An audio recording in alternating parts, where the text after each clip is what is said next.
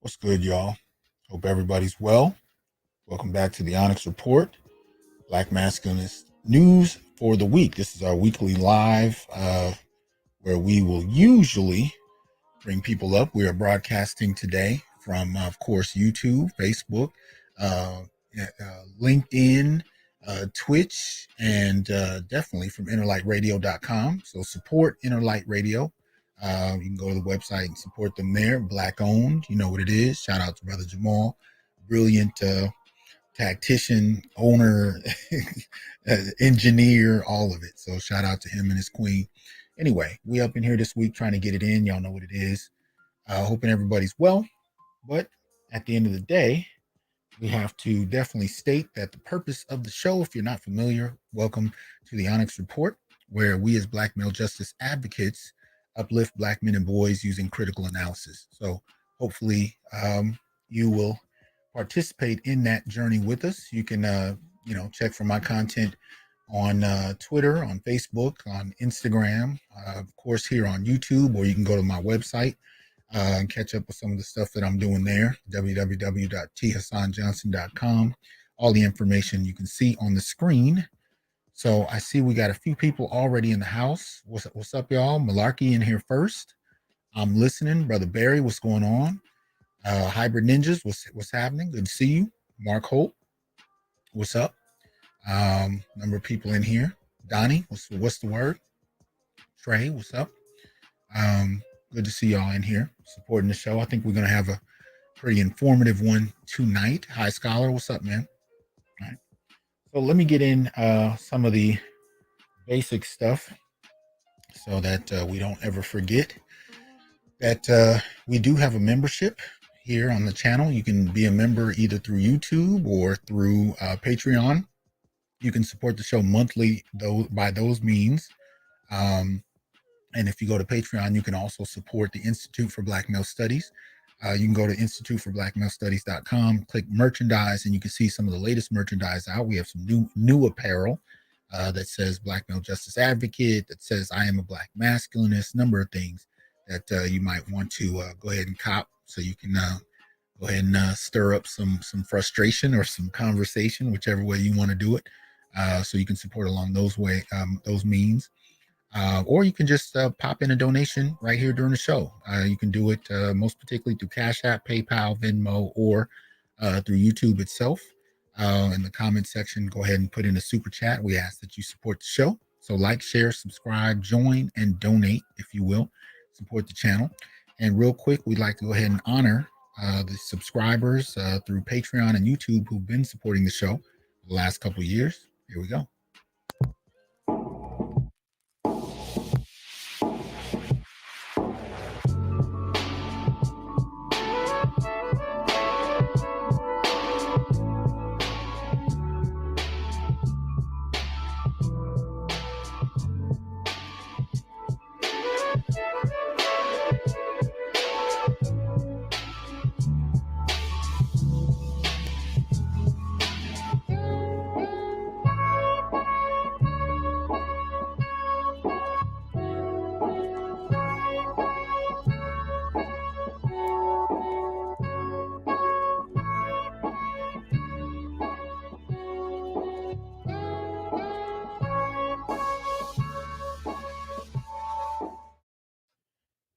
right. So shout out to the supporters. Hopefully, if you're not one, you will become one and support what we're doing. So a few more people up in here. What's up, Cornbread? Right. Got Nim in here. AKs and Curtains. What's up? AB Media. What's the word? CR Frank. Brother Art Newsel. What's going on? MLR. Always good to have you. So hope all is well. Looks like we got a full house so far, and we're still, waiting for people to come in. So that's all good. Y'all know what we do here on the Onyx Report. We usually start our weekly lives celebrating Black men, and we do not shy away from doing so. So, as y'all know, I am want to do. This is the Sacred Black Masculine series. Now, this is an organic thing. This is not something I go searching for. These are things that just kind of naturally flow across my desk, and I try to shout out Black men whenever I can who are doing something that I think is noteworthy. And this week is no different. So let us first start by celebrating this brother here, right? And this is a post, he's on LinkedIn, but I found this particular post on LinkedIn. What's up, Cameron? What's up, Brother Malika? Brother Freddie, what's going on? D-Hive, what's going on? Seeing a number of y'all coming through. AK, appreciate that support. Brother Malika, appreciate that. But this brother is Judge Carlos Moore, and he is doing some, what I believe to be some good work that needs to be replicated.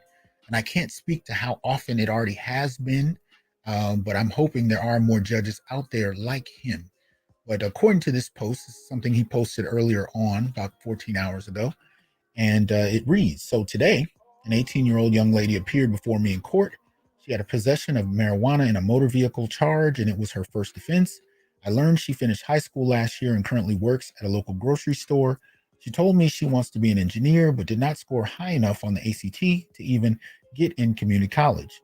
I offered to put her in my Do Better ASAP program, alternate sentencing accountability program. All she has to do is retake the ACT and get admitted to a community college by August 16th, and her charge will be dismissed. She will have a clean record and hopefully go on to do great things. Let's hope she takes full advantage of this second chance. Her mother had to encourage her because at one point she asked me how much is the fine. She listened to her mother and agreed to do better ASAP. So shout out to him. He says hashtag second chances matter. Judge Carlos Moore, who, as you can see at the top, there is also president of the National Bar Association, I believe is in Florida. And apparently this is a program that he does offer to Black males as well. Now, we talk about that on this show. Sometimes you see these kind of programs, they look great, and then you see they're overwhelmingly targeted toward one demographic in the Black community. And more often than not, it's not only not Black males, but when it comes to programs that should be for Black males, there people are hesitant to even identify or acknowledge the need Black males have. So for males, it'll be some generic category of males of color or some, they tap dance around it. But when it's for other groups, it tends to be very direct and unapologetically so. So from my understanding, this program isn't targeted at Black males, but I'm also told that he has a good number of them in it. So shout out to him. Much appreciation for that. That's what we want to see. When, that was the initial idea behind having, Black folk in positions of authority. The idea was that you were supposed to advocate for Black people, and that's not something we always see. So shout out to him. Brother Dr. Brandon Gamble, appreciate that support. Hope you're well, good brother. Had a chance to see Dr. Gamble as well as Dr. Akibulon in San Diego State last Thursday. Gave a presentation there and went really well. Enjoyed the campus, enjoyed the hospitality. So shout out to that community and those two brothers in particular who led the way in bringing me in and allowing me to sit down with some brothers there. So shout out to San Diego State and the crew there. What's up, Lee's Ways? Right, Mac Bones, what's going on? Got an AC in here, ghetto user. Appreciate that support. Right. So let me get past this. And we're going to jump right in. Y'all know what it is. BLM and the Blame Black Men, hashtag Blame Black Men, featuring Hood Scholar. As you know, if you've been paying attention, I did a live last night about an article that was entitled, based on a tweet, kind of really a disrespectful tweet toward Black men, labeled that Black men couldn't die right. The author of that article who he put it together. It was well done. It's already been published in South Africa and the UK, and of course, we contributed to that, reading it on the air here. And so he's here to join us. Let me go ahead and bring up Dr. Travis Hood Scholar. What's up, man? How you doing? What's up? What's up? What's the word, man? What you been up to, man? Bro. Hey, look. I mean, we gotta tell them how we changed it because the show was so fire last night. I was like, yo, we got to keep that going. Well, I told you I was going to do it, man, because when I first read it, the particular version of the article I saw didn't have your name on it, but at least I can see it at the front. So I'm reading it, and I was like, I know that speech pattern. Yeah. So I wrote out to write him. I said, hey, man, did you write this?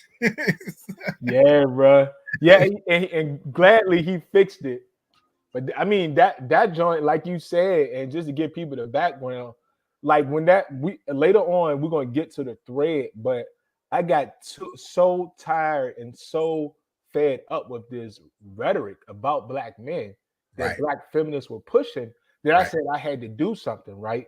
But this is the problem, because even while I was working on the article, the Come By He River Collective statement that you mentioned that we're going to talk about, this one has been translated in multiple languages. Yeah. So for me, I'm like, if we're going to actually do something, right?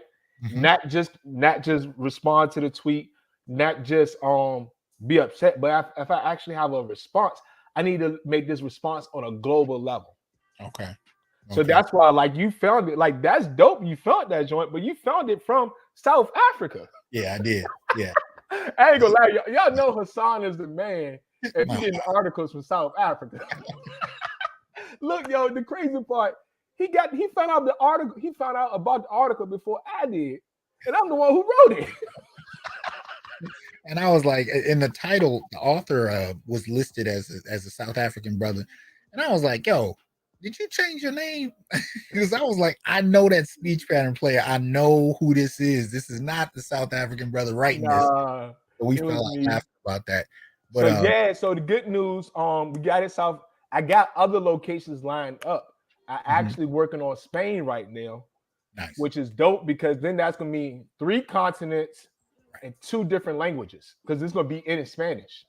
And see, I want brothers to understand this last couple of years, the stuff we're doing on YouTube. I mean, yeah, you got cats that are doing all kinds of stuff, but the stuff that the brothers I roll with are doing is we are trying to change the world. We are trying to get our perspective as black men who are going through this out there. And it's not just to be making YouTube shows. It's not, what it's about is actually transforming the way black men, most particularly, engage these issues, think about these issues. We want to develop a vocabulary and narrative so that when we can actually talk about these things, we can talk about it with authority. We can talk about it with clarity. We can definitely make sure truth and documentation and empiricism guides how we talk about this. So we're not just making up shit. All of this is not, for the sake of YouTube entertainment. We are really trying to, actually show, most particularly black men, that we don't have to continue living like this, and really bring this out to the forefront. So first of all, I wanted to shout, Brother Hood Scholar out for putting that work out internationally. And this is the kind of work we need to celebrate and continue to produce that puts our experiences out there. Also, he brought up the Kumbahi River Collective. If you really want to do some background on that, you can Google it, of course. I highly recommend people read it, but also go check Green Gorilla's channel, because he did an overview of it over a year and a half ago, I want to say. So right here on YouTube, you can just put in Green Gorilla, Kumbahi River Collective, and you can check out how he breaks that down, because this has definitely been a long-standing movement to not only advance black women under a certain set of politics, but to undermine and underdevelop black men at the same time. And we have to be very clear about how that agenda has worked and what it's been funded by, which also ties us back into BLM. So shout out to Barry for that support. Yeah, thanks, Barry. And as far as John, I have not been invited to Cal Poly. That's the only reason I haven't been there. So if you got an invitation or you know something going on, let me know, and we can talk about that. Especially if you're trying to set up something like the Onyx Black Male Collective at Cal Poly, I'm definitely happy to help. But let's move a little backwards. So you were talking a little bit about what inspired you to write this article. Was there any like singular event, or how did it kind of culminate? Actually, the dope part about this interview that we're doing now is this is really a culmination of the previous interviews and conversations, previous public interviews we had, and private conversations we had. Okay. So I think, and I don't know if you the last time you look at the Google Doc, but I actually wanted to go back in time to that Combahee River Collective. So what I was thinking is I wanted to start there because that's the beginning of the Black feminist movement that originally gets to where we are now. But what it was during grad school is when I was introduced to Black feminism. Okay, so we want to start here. Yep, right there. Okay. And I want us, and so I don't want us to go through the whole line by line of the article since you did it. So look, again, everybody who's watching, hopefully you can go back and watch it, or you can read the article. Is available. You just Google "Can Black Men Die Right?" But scroll right back up to the beginning. And this is the point I want to highlight, right? Look at this. This is in the Combahee River Collective. Okay. Look at number 3. It says problems in organizing Black feminists. And just to let you know, I just posted the article in the live chat, so people can check that out while you're talking about it. But go ahead. So this is a key point, right? They are so two things I want to say about this point. Number one, as I say in the article, it started off with them leaving another Black feminist organization. Right. So let that sink in, right? At the very beginning, they even fighting with each other. Right. So then when we get here in their own statement, it says that we have found this very difficult to organize around Black feminist issues. So they are admitting, and this is what in the 1970s. So when they first started out, they are saying in their own words, look, Black people weren't really feeling them. Nobody want to listen to Black feminists. So then so again, go to the next part, right? Who was out there trying to give them the push? Gloria Steinem. And if you scroll down just a little bit, because I want them to see the title. I'm sorry, scroll up. Oh, okay. The feminist was a spook. This is an article, and this article actually, white people were talking about this. Guess who Gloria Steinem used to work for? The CIA. Right. So I talk about this in detail in my article, but I just wanted to bring this out, right? Like let this sink into your mind. Black feminists break off from the liberation movements, right?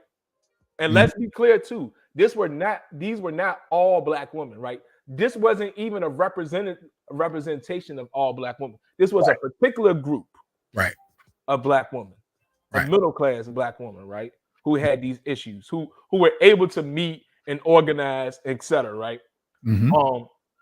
So it's a particular group of Black women who break off the liberation movement, and they said they had problems with the movement, but they end up working with Gloria Steinem.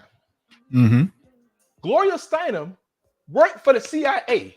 Right. So help me understand this. How in the world it's on record? It's not even something that they've hidden anymore. Yeah, both COINTELPRO and CIA formed programs that aimed at disrupting and destroying the Black liberation movement. Right.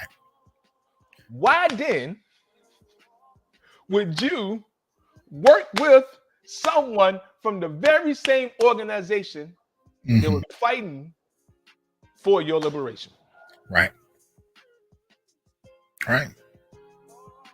And this isn't, and the thing is, it'll be different if this was like a conspiracy theory that I was making up. But this is widely known to everybody.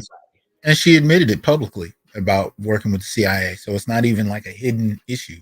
Yeah, and if you want to look at the article, not you, but if you just Google "the feminist was a spook," she talks about it in her own book. Right. Absolutely. So then scroll up to Now, I was wondering, can we play the clip from the Tony Brown Journal? Where is it? Oh, right there. There? Do you have it? Oh, you want it at a certain time? Okay. Yeah, 3:18 to 3:15. Because see. I want y'all to hear. So, Black males get off in the books of. Okay, yeah, so there that's you go. 307, so that's a little early, but this is perfect. So Ishmael Reed, right? It's funny because don't he kind of remind you of Tommy Carey? oh wow.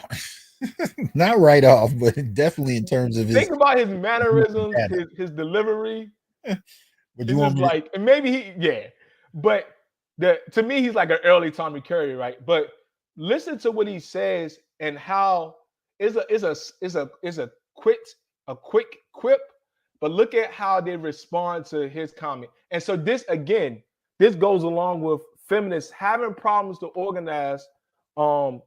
This is the 1980s, 1990s? You remember? Oh, this is 1980s. Yeah. Yeah. You can catch the whole video for this particular episode again on the Green Gorilla channel.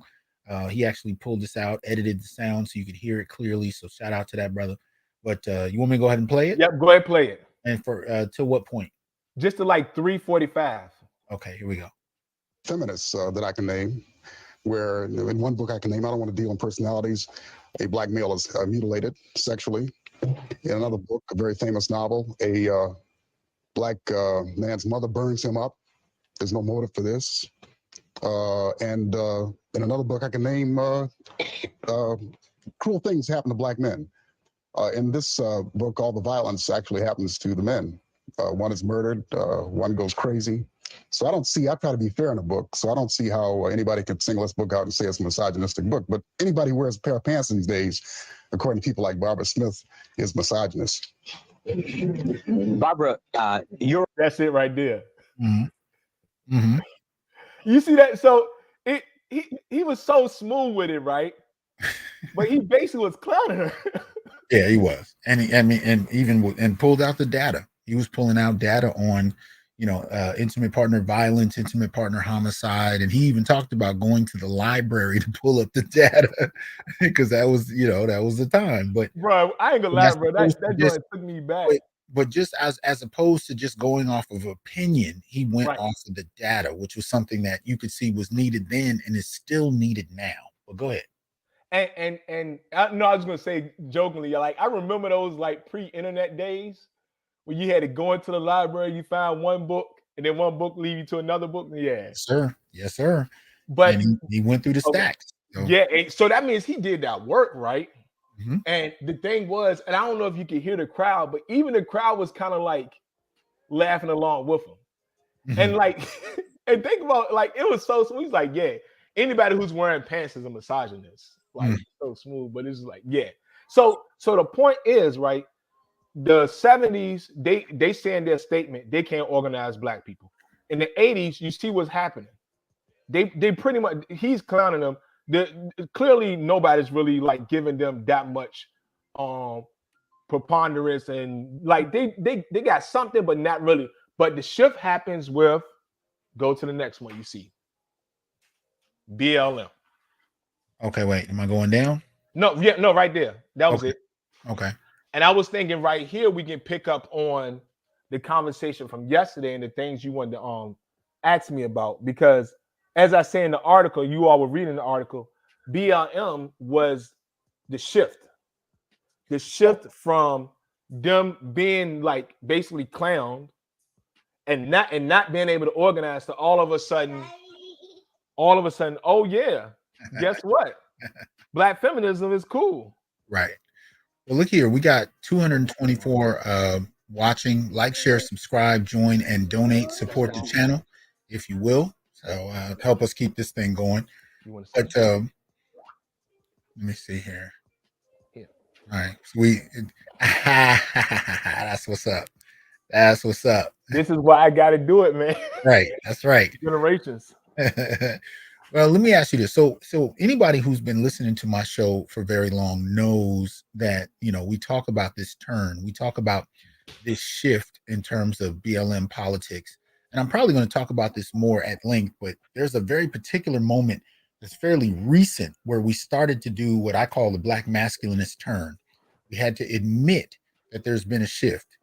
And we had to admit that there's been a political shift in the Black community that we can no longer deny. And I talk about this right around the time where Ice Cube is in conversation with the the three actresses. I always forget their name. Coffee with Queens. I always forget the damn name of that show. But usually when I mention Ice Cube, most of us know what it means. And I call it the Black masculinist turn because Cube at that time was advocating for Black America. And when those sisters delineated themselves, they separated themselves from talking about the Black community to talking specifically about themselves as Black women as almost a separate entity. That's what I call the Black masculinist turn. It was the moment where we had to recognize that Blackness as we understand it is not engaged the same way as it was in the 1970s. Gender has fractured how we understand Blackness, whether you like it or not. And a lot of that is predicated on Black feminism. But the reason I wanted to talk to you is because even though we talk about these issues with BLM, we talk about the shifts that took place and trying to understand how feminism and LGBT ideology and rhetoric and talking points changed the game and what it means now, you are in an interesting position. You actually started a chapter of BLM, and you talked a little bit about this in the article. Tell us about that moment where you start this thing, and then when you start to notice a difference in what's going on within the organization. So what is it? They got the shout out to MLR and shout out to DIY Queen for the donation. But go ahead, brother. Yeah, y'all going in on the comments, yo. Appreciate that. Thank y'all for y'all engagement. This is hey, we can't we can't change the past, right? Like you said, I was BLM. Actually, you can really say I was a Black feminist to an extent. I was BLM, I was Black feminist, I was all the way in. And I talked to with you, and I don't know if we did it on a show or not, but 2014, I went to Ferguson, right? Crazy. It just so happened that fall break 2014 was also my first year in graduate school. So it just so happened that fall break was on that right after the weekend that Ferguson October happened, right? So I go to Ferguson, and being there, you can really say it changed my life. Okay. Because one, it was like as the whole we saw it, right? It changed the world, right? The whole world started what many of us had been saying for years, right? What many Black men had been saying. We've been saying this is the way the cops been treating us. This is what been happening to us. Nobody believed us, right? But when we saw the video footage, and we saw that it was undeniable, right? So one, that shit was happening. So while that was happening, being there meant that I was right there in the middle of it. And what happens with, and since then I've continued to build relationships with people there. That's where the IBFA at. But since what we call it the Ferguson effect, right? Where you can literally, like, it was a tangible energy. Okay. And I would explain it this way. To me, I experienced a sense, just a taste of freedom, right? Because what we saw there were Black people unified with one goal, and that was to get justice for Mike Brown, right? And so being there, it was like, whoa, like, I know what freedom tastes like. I know what happens when Black people come together. So then I know what's possible. So being there, like, and some of us call it ground zero, right? So being there in ground zero led to, like, yo, I need to do something, right? And so what I did, because again, what happened? So we know 2012 Trayvon Martin. That's what some people start to wake up. That's what. Oh, quick side note. Alicia Garza actually wasn't the first one to say Black Lives Matter. Okay. Actually, did you hear about this? I'm not sure. Go ahead. Oh man, I'm a find and send you. But it was actually a Black dude who said it first. It just so happened that she was able to make it popular. Wow. So yeah, crazy. So many, yeah. So Alicia Garza said Black Lives Matter. I remember watching when people started heading to Ferguson, and I was watching social media when Mike was still on the ground, so I'm watching this stuff. And one of the things I noticed over the next few days is I'm seeing this cadre of relatively young Black women who look to be degreed, kind of showing up in larger numbers. I'm seeing pastors coming in from out of the area. I'm seeing all kinds of people. What was that like on the ground, watching people kind of swoop in? Yeah, bro. That's why I'm so glad you played the Darren Seals clip. Yeah. And I'm going to explain it this way. There were always two protesters and two protests going on. Mm. The first group, we'll just do it just to simplify it. You have the day group and the night group. Okay. The day group, what you think the day group is there? Getting pictures, wearing the blue vest, and having a cameraman to perfectly time when they get arrested. Wow. I mean, Darren was he called it out. He said, these people will come and sit down and tweet. Bro. Yeah. So this is what will happen, right? You will see the day group will be there with all the cameras, all of that was there, right? And then the people who were actually in the fight, right? Actually, like Darren said, getting tear gas, dealing with police and all that happened with the night group. Okay. So what you would see, and this is why, like, I hate to differentiate anybody who's outside, but we got to be real about it. Everybody who is outside won't really outside. Okay. So there are going to be people who will make a claim about Ferguson, right? And there'll be people like that's why Darren Seal broke it down. Mm-hmm. You never saw Opal, Tameti, and Alicia getting tear gas or shot with rubber bullets or any of that stuff, right? Mm-hmm. So what you saw is what happened with the day group. Okay. Who was fighting with the militarized police force, dealing with the tanks, the tear gas, and you saw that on a night group, right? But you saw that through the live feeds. Okay. You actually think back to the live feeds now that you can remember that, right? Mm-hmm. That stuff that was happening in the live feeds, when did all that time happen? All that stuff happened during the night. Okay. You see what I'm saying? Mm-hmm. So a lot of what you saw, I mean, it's possible that they could still have some level of inspiration and like wanted to do something. Mm-hmm. But something different when you get hit in the leg by a rubber bullet. Like, I know what that feel like. Bro, and like that tear gas literally stays in your system, right? So like I think when I first, because I used to be in the military and I used to go in the gas chambers, so it didn't hit me as much. Okay. But later on, like I could still feel the tear gas in my throat. Like I thought I was sick. And then the other people from Ferguson was like, nah, you just dealing with tear gas, because they were so used to it. Okay. So like and that's what Darren Seals was talking about, right? There's a different level of inspiration and energy that comes with actually being in the mud. Mm-hmm. Mm-hmm. And not everybody who was out there were in the mud. Okay. So how long did you spend out there? Now you live fairly close. No, so I only went out there for a couple of days the first time in 2014. Okay. The first time I was only out there for a couple of days. And that's why I could remember I was a first-year graduate student. Now, this is how crazy it was. I was a first-year graduate student married with 2 kids. Okay. So I'm literally figuring out everything. We just moved to a new city. I'm trying to figure out grad school. But their urgency was there. I got to do something to fight for my people. Okay. So I come back to Williamsburg, and just like a lot of other people it went, I started a black, we call it BLM Williamsburg, Black Lives Matter Williamsburg. Okay.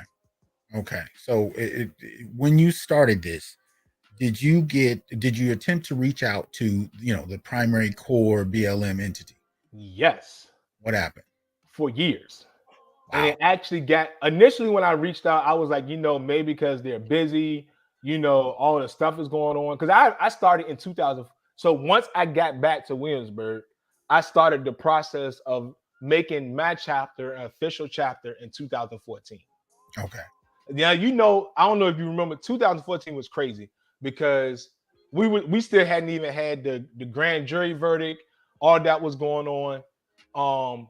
We had, and then after the non-indictment, we had one of the biggest protests. I don't know if you remember that, but when people was protesting everywhere, they actually said that the protest that I led here in Williamsburg was one of the biggest protests that they ever had in the history of Williamsburg.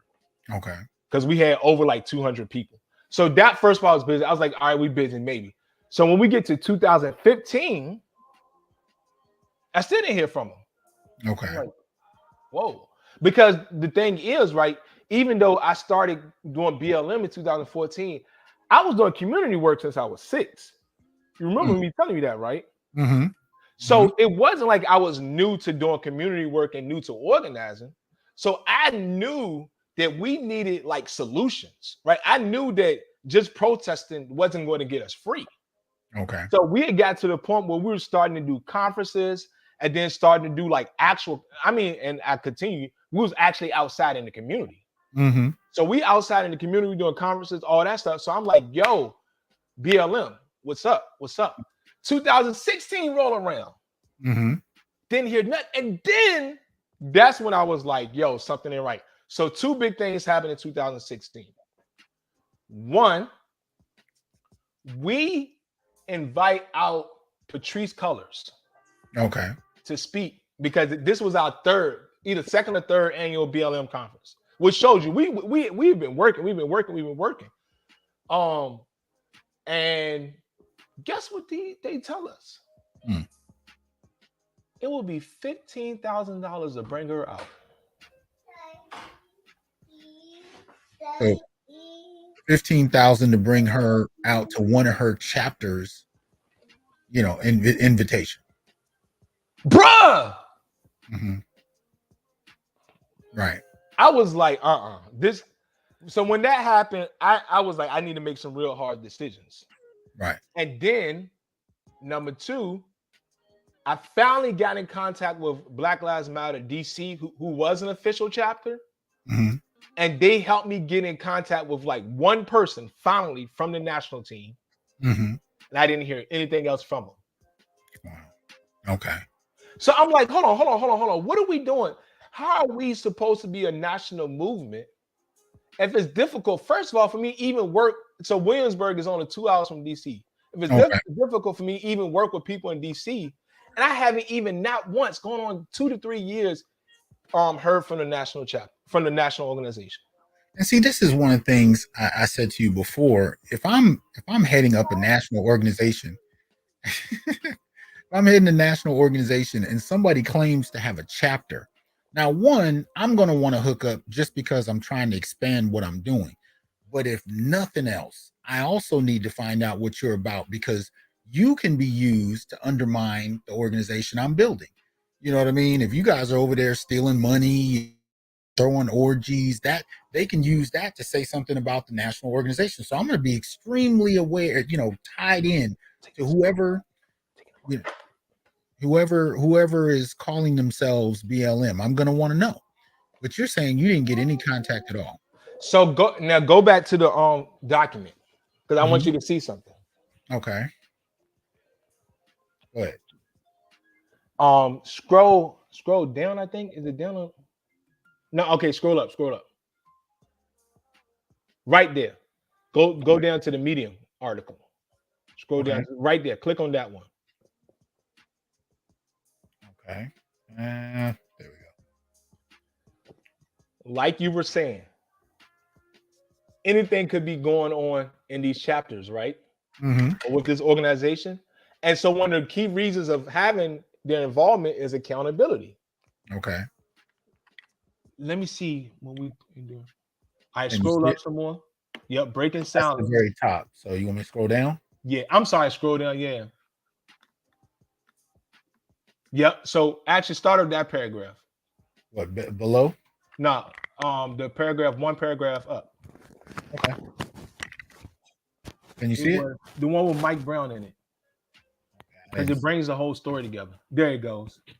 It's always been the hope. It's always been the hope that's allowed me to move beyond fear, to run out into the streets of Ferguson for Mike Brown and sacrifice deeply towards building a powerful movement before many trusted it could be one. It's the same hope.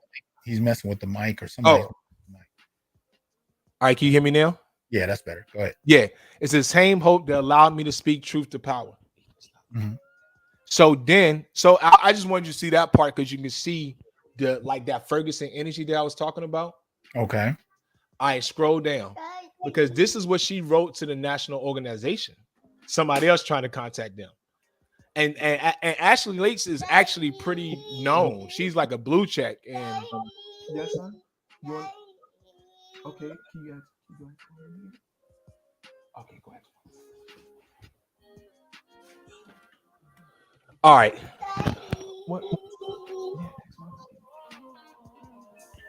Okay, so yeah, can you read that part? This person has a.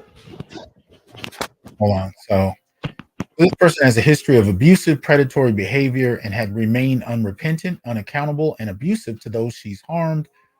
While the network has responded with suggestions of processes rooted in transformative justice, I want to be clear that my letter was offered in the spirit of accountability and integrity, not as an opportunity to silence me, ask for private processes that allow BLM and my abuser to control the narrative or isolate me back into silence. What I revealed was not unknown to the leadership before my letter. They just chose not to address it. Transformative justice comes when we're intentionally about transforming. Keeping silent about abuse isn't transformative. Okay, so I guess he's dealing with his son at the moment.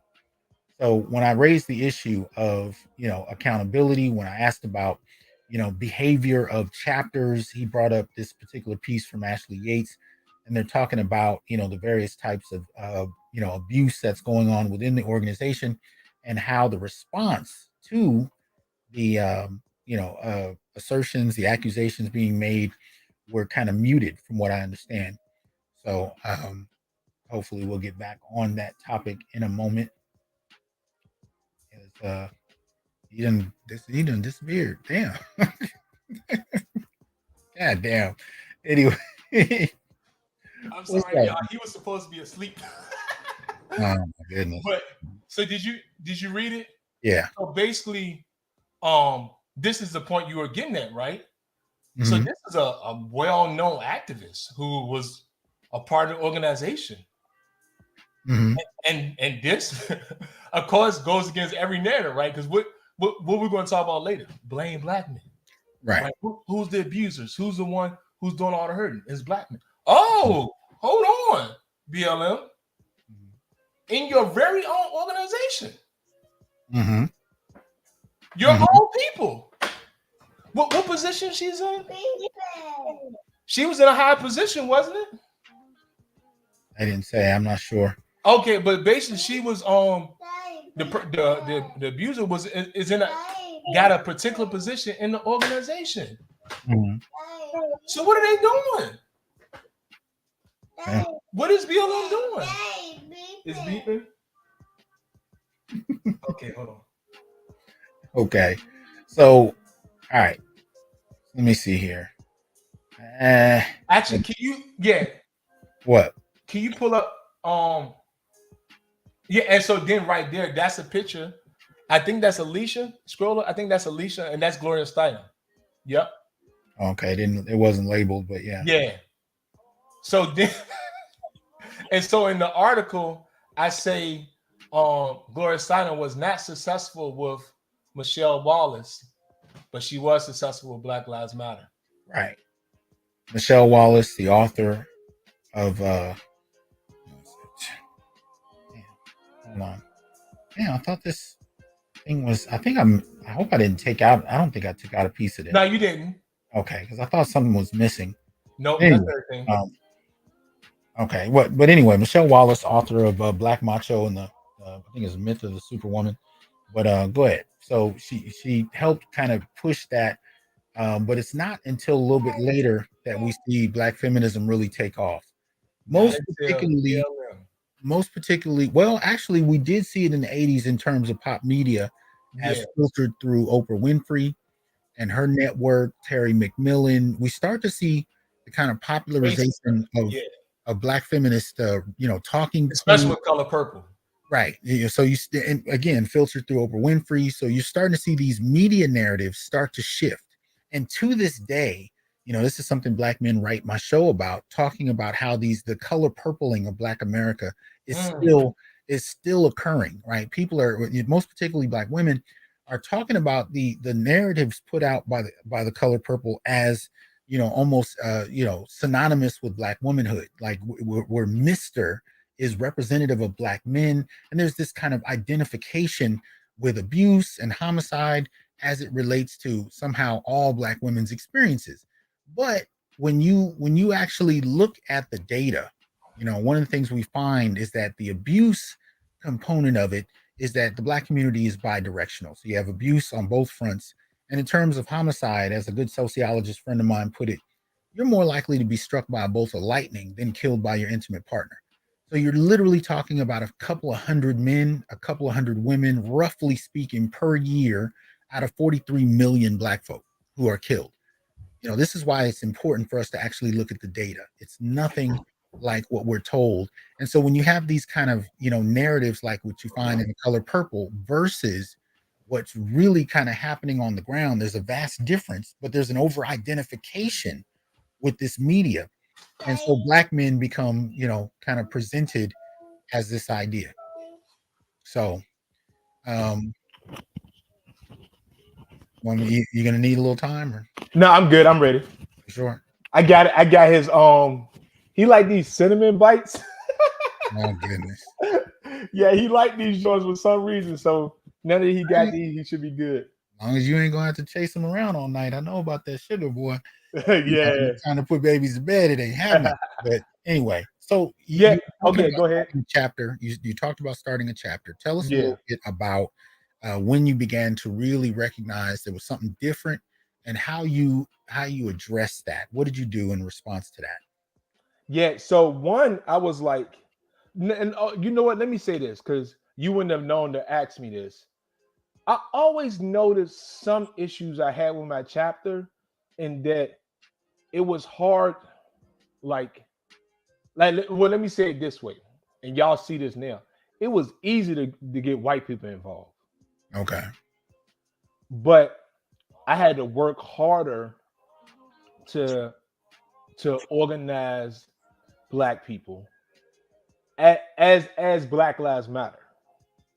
Okay. Right. So it was two things going on.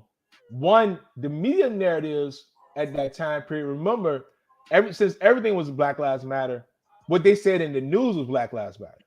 Okay. So there were people who thought that, like, if something bad happened, oh, that's Black Lives Matter, right? Or another. It was like all these misconceptions that I just had to work through, right? So whenever I tried to work with the older generations, it was, well, y'all don't care about what we did in the 60s. Okay. And then when I went to another group, it was like, well, Black Lives Matter ain't gonna be here that long. These were all Black people. It was like, Black Lives Matter ain't gonna be here that long anyway. So I gotta admit, bro, like, I should have noticed that. Like, I should have been like, that should have been a sign for me too. Okay. But the white people were showing up. Okay. That's why you see everywhere with Black Lives Matter, there's a whole lot of white people. Okay. So but who again is really happy in pushing Black feminism? White people, right? So the signs were there. So, but I do want to put that out there. Like, I made a mistake. But don't get me wrong. I was able to, just because of who I am, I was able to work with Black people, right? So that was thing. And there were time periods, bro, where it was like, and you're gonna get to this question later on, but it was like, I'm still a straight Black man. Okay. And remember, the whole narrative was to de-center Black men and center queerness and to center Black women in queerness. Now, how did you first realize that was happening? So you're technically in this organization, you have a kind of distance from it, even though you built this chapter. When did you start to notice this difference in how, being a straight Black man was being interpreted? But it was a couple of things, right? Part of it was like we're gonna talk about with blaming black men. There were people already had perceptions about me. Mm-hmm. It was like, oh, well, since he's a straight black man, this is what he thinks, or Okay.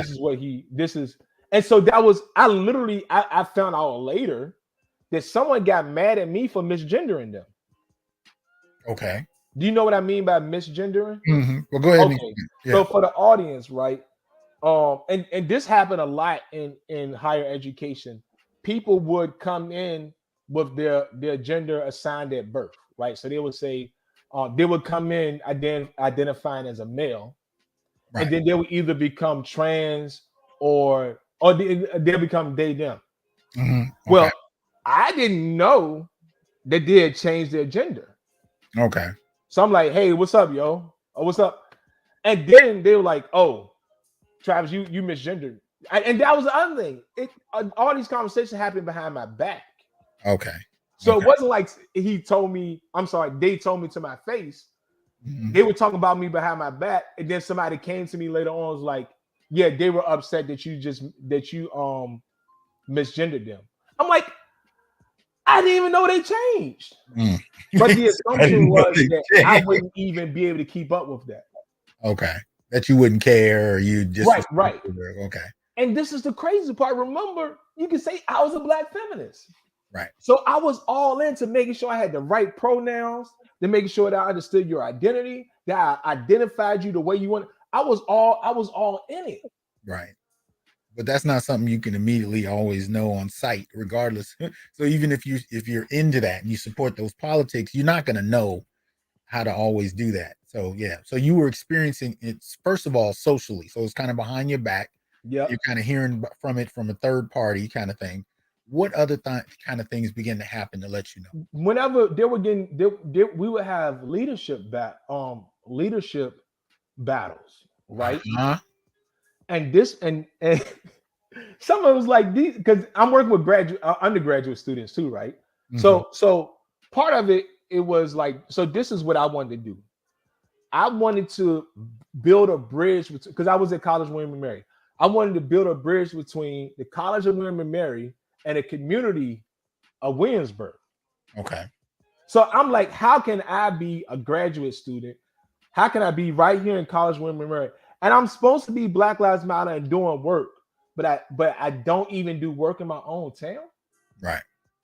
So what I was doing, I was trying to build a bridge, right? Mm-hmm. So that the people in the community, so because that's another problem with a lot of these universities and colleges, right?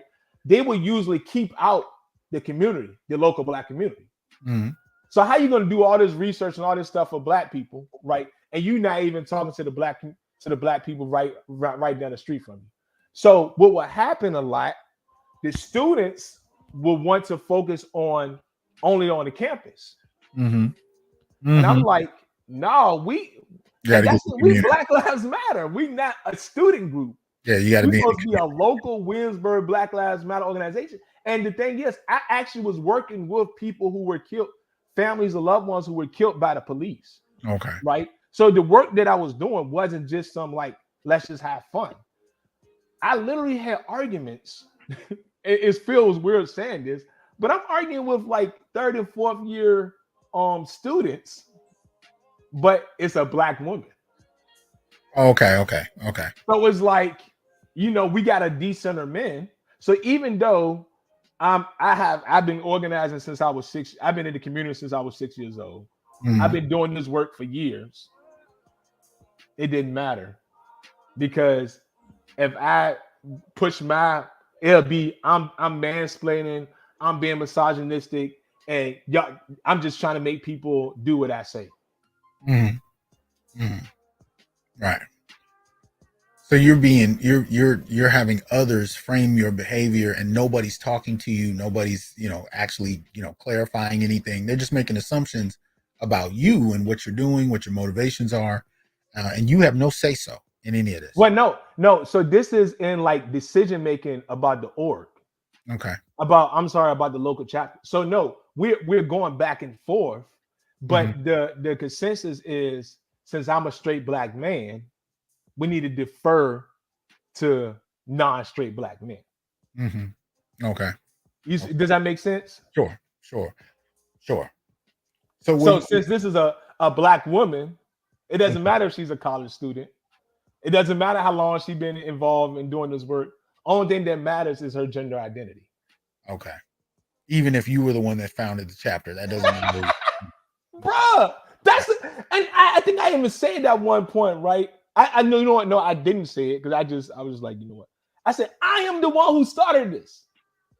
I was the one who did all the labor. I did all the network. I did all of that.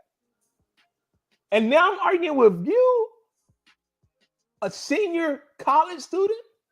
Well, understand the reason I asked you the question is even back then, one of the kind of conversations going on under the table was that straight black men were not allowed to really be in leadership positions and be acknowledged. And one of the things we've seen since the funding issues have come to bear, we found, and I did a show about this last year, those chapters that got funding were, for the most part, entirely LGBT in terms of their leadership. None had straight black male, chapter leaders, founders, whatever you would call them. And those who were, especially those who were in the news, who founded chapters in BLM and they were straight black men, they were disassociated from the, kind of formal BLM organization. Did you notice that happening? So, you know what? Now that I'm saying it, maybe that was the issue that black men were having, because black men were the hardest people for me to organize through BLM. Mm-hmm. You see what I'm saying? Mm-hmm. And in my conversations since then with other black men who also used to be a part of BLM, right, they have shared similar experiences. Okay. So, in the middle of it, black men were the hardest people to organize. Mm-hmm. And afterwards, a lot of black men I spoke to said, "Yeah, Travis, that happened to me." Well, tell me this, and I know this is just off the gut, but why do you think black men were the hardest to organize? What do you think was behind it in hindsight? I mean, I have my theories, but what do you think? I'm trying to think about that. Like, you're talking about you're talking about organizing for a protest, that kind of thing? No, just to be a part. So let me say this. I was able to get let me say it like this. And in some of the work that we was doing in the community. So we were actually doing actual work, right? Not just, so we were like having book drafts. Okay. We were giving away free books, setting up mobile libraries, back to school drives, just a lot of the actual community work, right? Mm-hmm. Mainly, actually, you know what? Now that we're talking it out, let me say it differently. Okay. It was harder to organize black men on campus. Okay. Because now that I'm thinking about, guess what? Guess who was working with me on these back to school drives and all this other community work we was doing? Guess who it was? Who's that? Black men. Oh wow. Okay. So it was really on campus, which makes me think it was probably I'm wondering if there's the theoretical part. So I wonder if it was, hold on, Ethan, what you need, son? I wonder if it was the stuff that was going on campus that contributed to it. Hold on, let me mute him real quick. Okay. Go ahead and say why, and I'm gonna try to calm him down. I want to hear the reason why you think. Well, I didn't know what we were talking. I think we were talking about two different things, though. When we were talking about organizing, I was wondering if if the person you were talking to was talking about getting people out on the street, but you were talking about something different. You were talking about the on the ground work that you guys were doing. But I know for brothers that I had run into, one of the questions I was asking is why they felt hesitant about joining BLM and operating with BLM. And actually getting out in the street and protesting. And a lot of brothers were actually, very forthright. They were like, yo, I got warrants, I got issues. Yeah. And the first protest that I had gone to, a BLM protest in LA, it actually ended up being like 3 all in the same day. And the funny part about it is, so I'm driving back to Fresno and I see a brother at a gas station, and I just struck up a conversation and asked him, "Are you, involved in any of this?" And he said, "Nah." He said, "I got warrants." And I realized when he said it, I had a warrant. You know what I'm saying?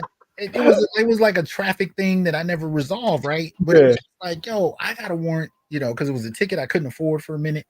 And I was just, thinking about that. And then I had spoken to brothers who had been arrested over those kind of warrants, and what was supposed to be a day or two turned into a month.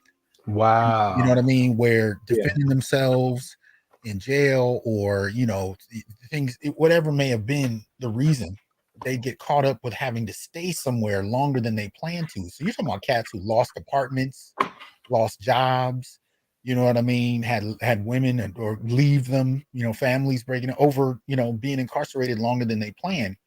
And at the same time, I'm knowing BLM members who are talking about, well, I'm gonna get arrested at 3, and then when I get home, I'm gonna cook dinner for the kids. Right. I'm sitting there going, you get arrested at 3 and be out by 7. Okay. I never heard of that shit, but people were doing it. But when I start talking to these brothers, they were like, "Man, I can't afford to be arrested. I don't know how long I'm gonna be in there. I got to pick up my son from school at right time." You know what I mean?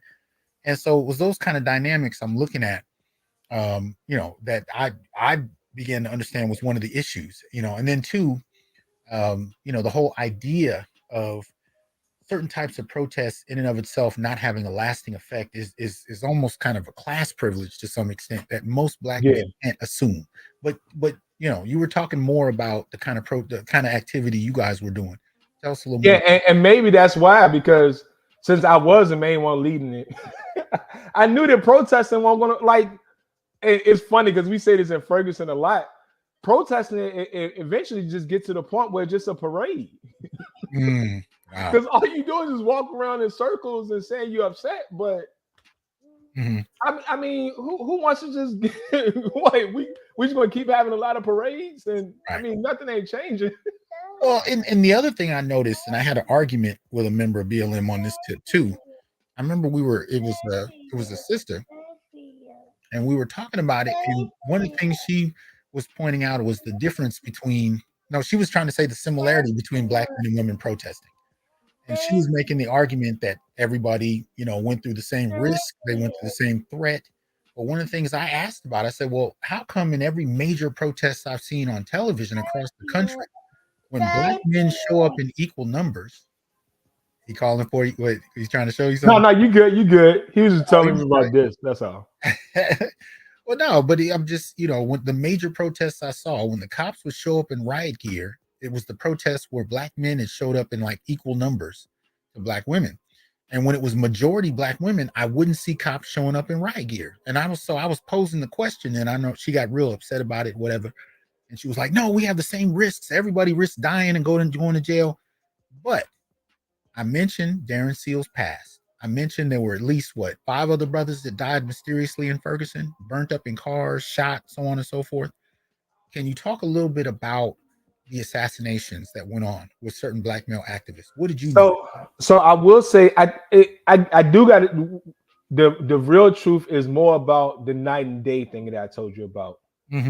So if you out there during the daytime, then it's not as dangerous as it is when you're out there at night. Right. So that's the big difference. But I will tell you, there were women who were killed in Ferguson too. It's just that it was majority men. So there were maybe because Kimberly King, I don't know if you heard that name before, but she was killed in Ferguson in 2014, a couple of months after Mike Brown. It's just that, just like with the police killings, it'll be it's 5% women and 95% Black men. Right. So it was happening to both. But let's keep it real. You heard Darren Seals. Right. You think they want that brother to live? Exactly. So he wasn't going to sell out, right? He wasn't scared of anybody. He peaked the BLM game from day one. So there was literally nothing to control him. Right. Not even money, because he was Not like, even money. I got money, I'm good. He got money, but like me, like you personally know my story. Mm-hmm. Some of us don't need money, bro. Mm-hmm. Money ain't gonna make us sell out, Mm-hmm. right? So like, it's those people like that, and it just so happened that the majority of those people were black men. Yeah. Well, and that's one of the reasons we have to stay, empirically driven. We're looking at the data. It's Yeah, not based on opinion. So whether we're talking about lynching, whether we're talking about police brutality and right, homicide, whether at each nobody's arguing that men and women aren't dying. What we're saying, especially out of Black male studies, is that it tends to be overwhelmingly 90%, Black men. 90 plus Yeah. is black And we men. just need to be, and if you're gonna, but here's the thing though, if you're gonna build an organization off the deaths of these Black men mostly, you can't then turn around and tell Black men they can't be leaders, they can't participate in any significant way. You can't turn around and dismiss their presence while eating off their blood. Exactly. And that's the point that I'm concerned about, with this whole BLM switch. Now, this has continued to advance since that era. And now we're seeing people with millions upon billions, being donated, and this argument about where the resources are going. Can you talk a little bit about that? Yeah, As a and former this is chapter leader? and so yes, like bro, again, your show yesterday was fire. And I kind of unfortunately I saw it at like 11, 12 o'clock at night. So Mhm. I'm like, I need to go to sleep. But Oh, yes, sir. I want to go do something, but I need to go to sleep. But I'm hyped, but I need to go to sleep. Right. But so yesterday you made the point about how BLM got all these millions of dollars. Mhm. And like we talked about offline, but let me say this explicitly. The reason why this is such a problem is not just that they're getting the 90 million, is that the people on the ground who are actually doing the work are not getting that 90 million. Mm-hmm. So like all the work that I was talking about that we was doing here in Williamsburg and that many of us continue to do right now, even to this day, it's hard for us to get money. Matter of fact, another dude in my organization has been blackballed for getting grants. Wow. So think about that, right? So, and he's a black man, right? So it's hard for us to get grants. 90 all the money, because people think the movement is BLM, all the money goes to BLM. So the people who's doing the work, what do we get? Mm-hmm. Pretty much nothing. And we just come out of pocket. But and this is why at some point you got to say that this is by design. Yeah. This is all by design. Yeah. So you know what? Let's give BLM $90 million a year. Let's give BLM all that money. Mm-hmm. Because if they getting it, the people who are actually doing the work, who are actually going to get us free, who are actually going to make the change, they not getting the resources. So that's why the dude, homie in my movement was like, he said that BLM underdeveloped the movement. Mm-hmm. So like Walter Rodney wrote how Europe underdeveloped Africa. Right. He argues, and his argument is you can't argue against it. Mm-hmm. BLM has literally underdeveloped the Black liberation movement. Okay. Even with taking the letters BLM. So think about that now. Now we can't even say the Black liberation movement. Oh, okay. I see what you're saying. Think about it. We want to name, because in my organization we had this conversation. What do we want to call the movement? Mm-hmm. And we was like, because some people would call it the Black liberation movement. But look how slick BLM is. Mm-hmm. And we call it the Black liberation movement. What does it come back to? BLM. Right. Well, and one of the things that I've argued about this is it has the potential to have long-standing impact, because if the only groups, only subgroups, only smaller groups, for example, or at least smaller ones now, that are going to get access to ongoing funding are friends of the founders or friends of friends, you know what I mean, that kind of thing, then they're going to be able to have some kind of access to longevity. But the people on the ground doing this work who are actually interested in the larger community, whole different thing. Or if you are sincere about advocating for the community, or in particular Black men and boys, you might get even less unless you're talking about LGBT or feminist talking points. And these are the kind of things that I'm concerned with, the ways in which funding can shift the type of organizational work people are doing based on who has access to it and who doesn't. Because I mean, look, we're both fathers. The reality is, even before activism, if your child ain't eating, you have to figure out how to handle that first, right? Yep. So that priority comes into play. And if you're not, if your family isn't eating, you gotta handle some business before you can get. So these resources have impact. I mean, there are a lot of chapters around the country had real on the ground issues with people who were trying to survive. Exactly. And they want to do this work, but if they don't get access to these resources, in many ways, they have to continue to do what they've been doing, which is split their time and attention trying to survive. Bro, it's so bad that when I was in Ferguson last year, Mike Brown Sr. said that he had trouble getting money.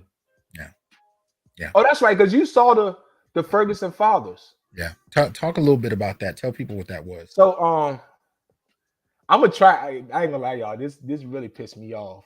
So let me tell y'all two quick stories. A story. The only reason you're hearing this is because I'm sharing it with y'all. But so I know Bobby Grant, who's the uncle of Oscar Grant, right? Everybody know Oscar Grant, right? So I was talking to him one day. I'm sorry, I was talking to him August the 8th, 2021, right before the Michael Brown commemoration. He was telling me this story.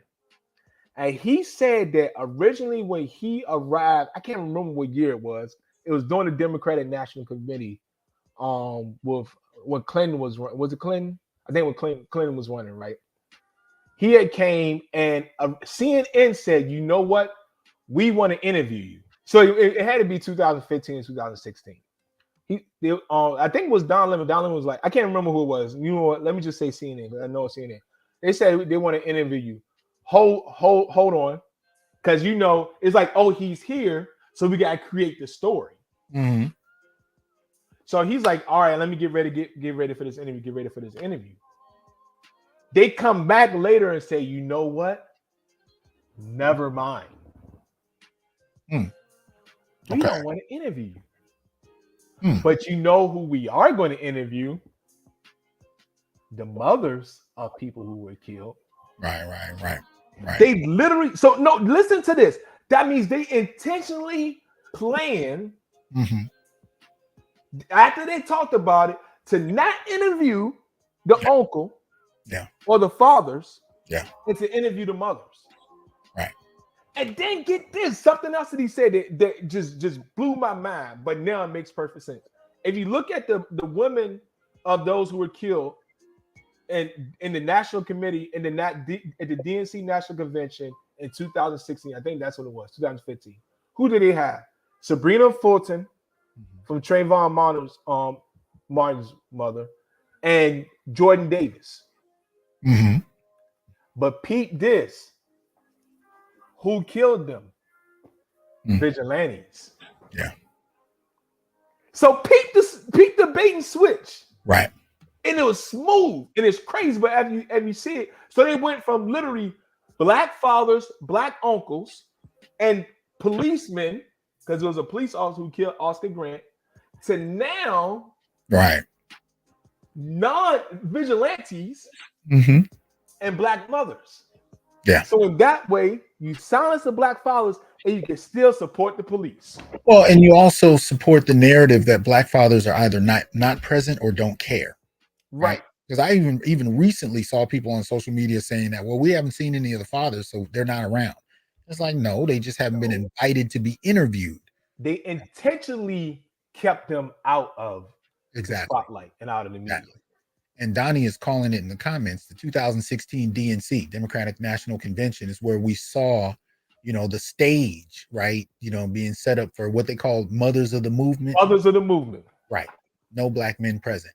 No black men, and none of them were killed by the police officer. And that's why right now, Biden can still push law and order.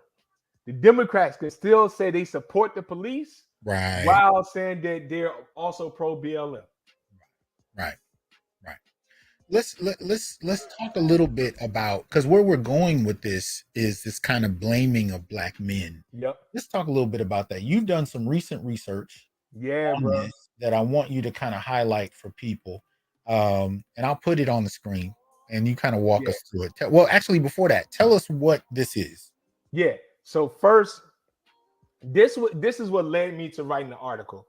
I found this thread on Twitter, and we're gonna go to the thread. But I found this thread, and they literally just were having a blast and making fun of black male death. Okay. And some of that is like, okay, it's Twitter, you whatever, right?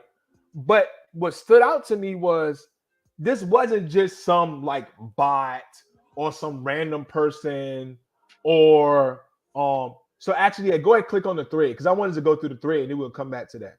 Well, where is it? The thread is right there. Up there? Okay. Yep. Let's see here. Okay. So as you can immediately see a lot of the tweets were deleted. Scroll up. Oh, okay, down. Okay, so look, so as scroll up to the top of the page and then slowly scroll down. Okay. So look, y'all can't even die right. Mean joking. They tried to die right. And then scroll down, it was one of them.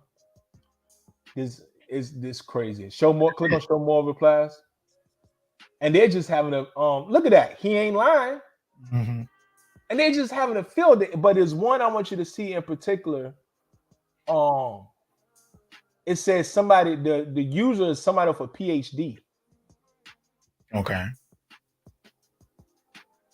I don't know if it's gonna. Yeah, they might have. It's funny because it's showing up differently. But hopefully y'all are getting the picture. As you're scrolling through this, they're just having a field day. Yeah. I've never seen as much misandry in one place as I have on Twitter. This is crazy. Like it just keeps going and going. Meme after meme. Look at that. And then bam, right there. What are we looking at? A blue check. Scroll up a little bit more. Chevron Summers. See, that's funny. She didn't delete them because most of the blue checks deleted them. Okay. And that's when I started to take notice that this not just some randos. These are people, black people with influence and power.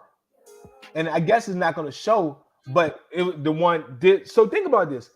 One of them was a PhD. Okay. Oh yeah, I'm sure it was more than one. Yeah, you're right. It probably was, but one said PhD in their name. Look at this. It just, dang, I didn't realize it went this far. Oh, yeah. Still going. Still going? Yes, sir. The celebration of black male death, unemployment, all of that is ridiculous. Oh my gosh.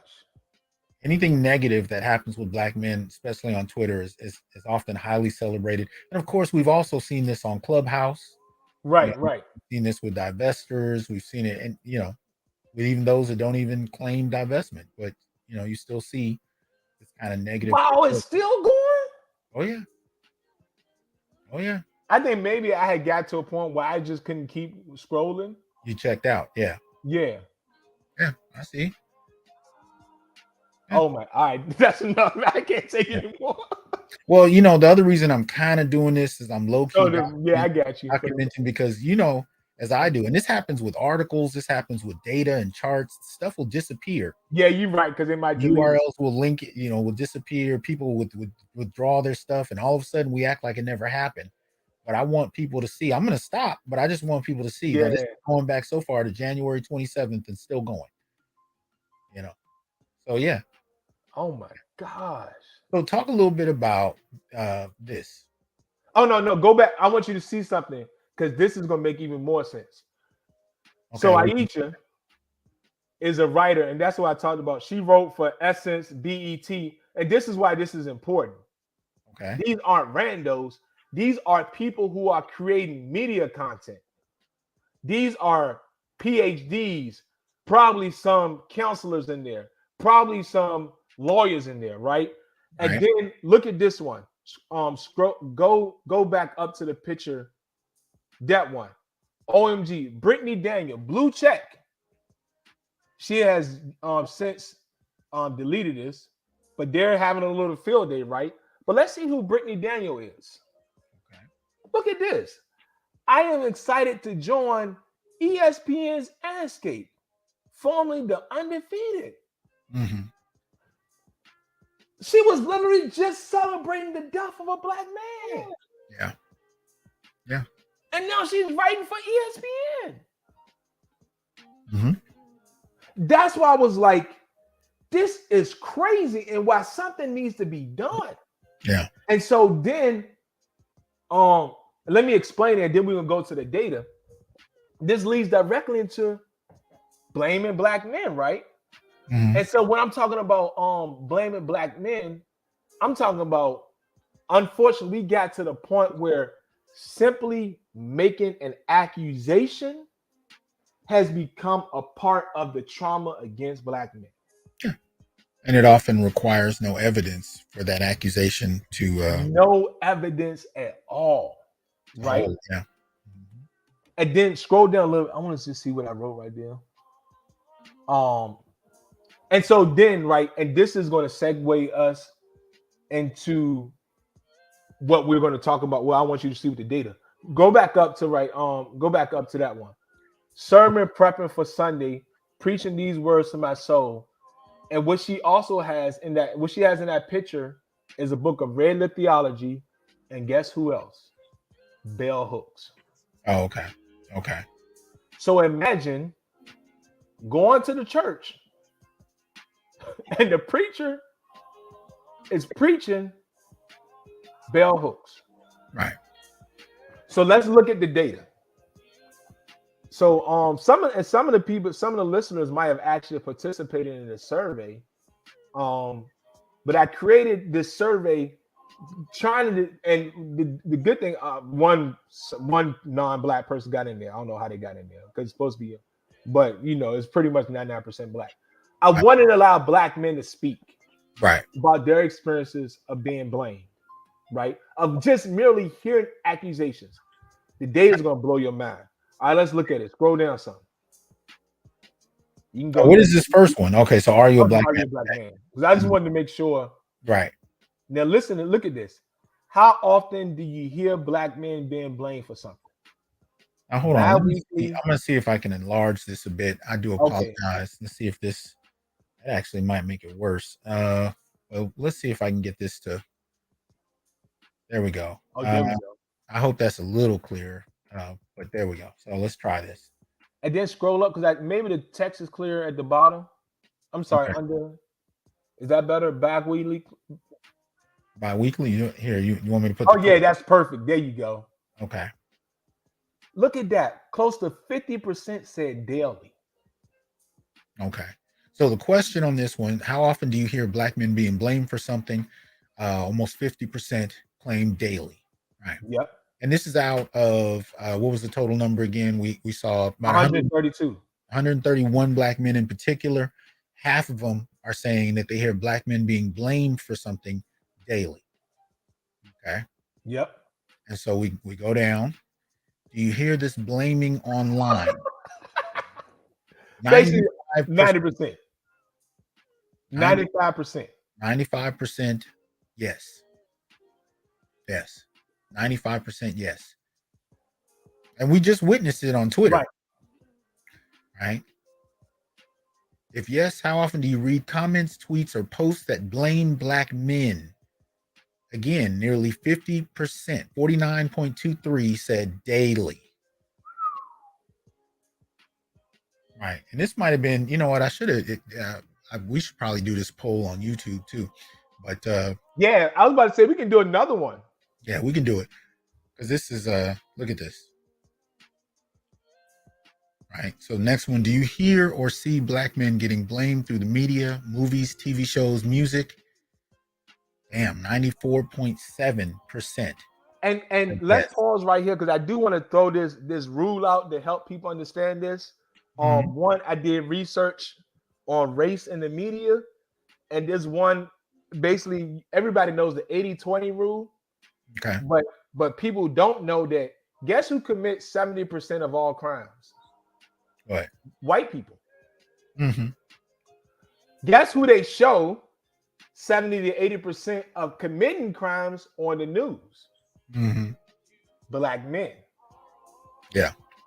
So basically, you can say that even though black men commit probably only like 10% of all crimes, Right.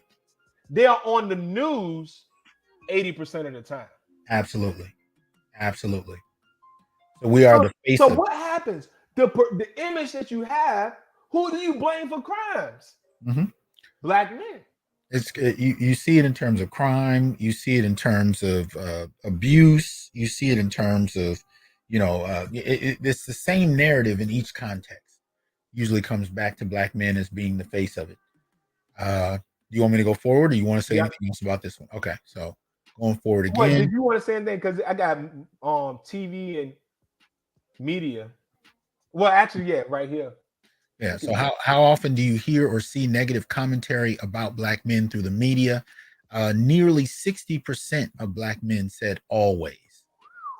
30% said usually, and then less than 10% said sometimes. And then what looks to be, I guess this is, 3% said rarely. So the overwhelming majority of over 90%, or around 90, so no, about 87, 88, somewhere around there, said yes. Right. So that's significant. And right? That's on a regular basis, right. Usually or always. Right. Yeah. Negative commentary through media. And this is one of the ways that we see, black men and women conditioned to be anti-black male. And I include black men in that dynamic, because you'll have black men, if we come up with a plan to uplift black men, the very first group that I'll hear to tear it down are other black men. Other black men. And then, black women just take it to a whole nother level, but especially through social media. But the point of the matter is, we've been conditioned to see black men this way for generations. This is not new. This is not new. It's just reached a whole new point. Like the other show we did, right? If you want to tell people about the other show, well, we looked at the images way back from slavery all the way up to present. Right. Yeah. I mean, the images are there. Let's continue. Yeah, let's keep going. So the next one you have up: how often are you blamed in real life, or hear/see another black man or black men blamed in real life at home, work, or out in public? You had nearly 30% said weekly. Another one, just under 30%, said multiple days throughout the week. I guess that is multiple days throughout the week. Yep. You had less than 20% that said bi-weekly, and then of course 20%, a little more than 20%, said daily. So that's a pretty interesting spread. Yeah, it is. It's but the point that I think it gets to is that this is frequent. That's what I think. Or and this, for me, when I wrote the question, I was just wondering, is this happening? Because somebody even made one of the comments, it's not just in Twitter. So I was like, you know what? I asked about Twitter, asked about seeing what's happening in the media, but what about in your daily life? Right.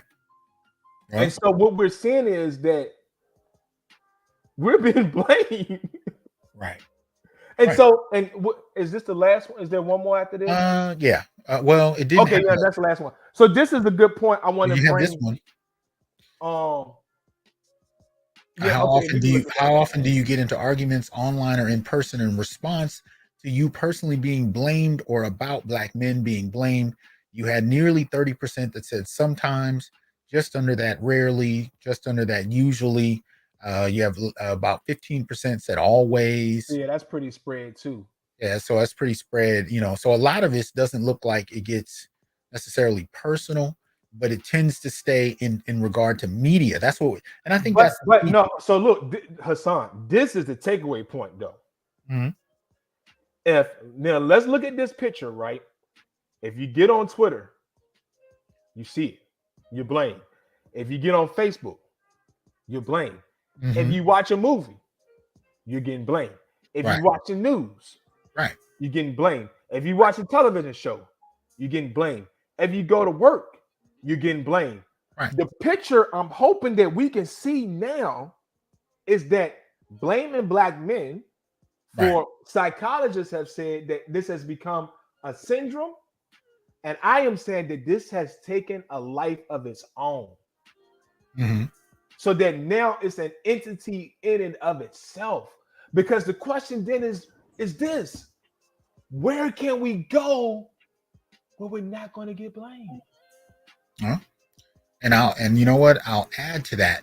Let's factor in time. So if we just talked about the last 40 years, we don't even have to go before that. We're just going to talk about the last 40 years. This is a time period where we're seeing media and interconnectivity go through the roof on a global scale. Yeah. So these ideas, if we just took the last 40 years of them, what does that do? Multi-generationally, what does that tell kids growing up watching it? How many thousands of images have you absorbed, digested? How does that shape your worldview? How does that shape how you treat people? How does that shape how you see yourself?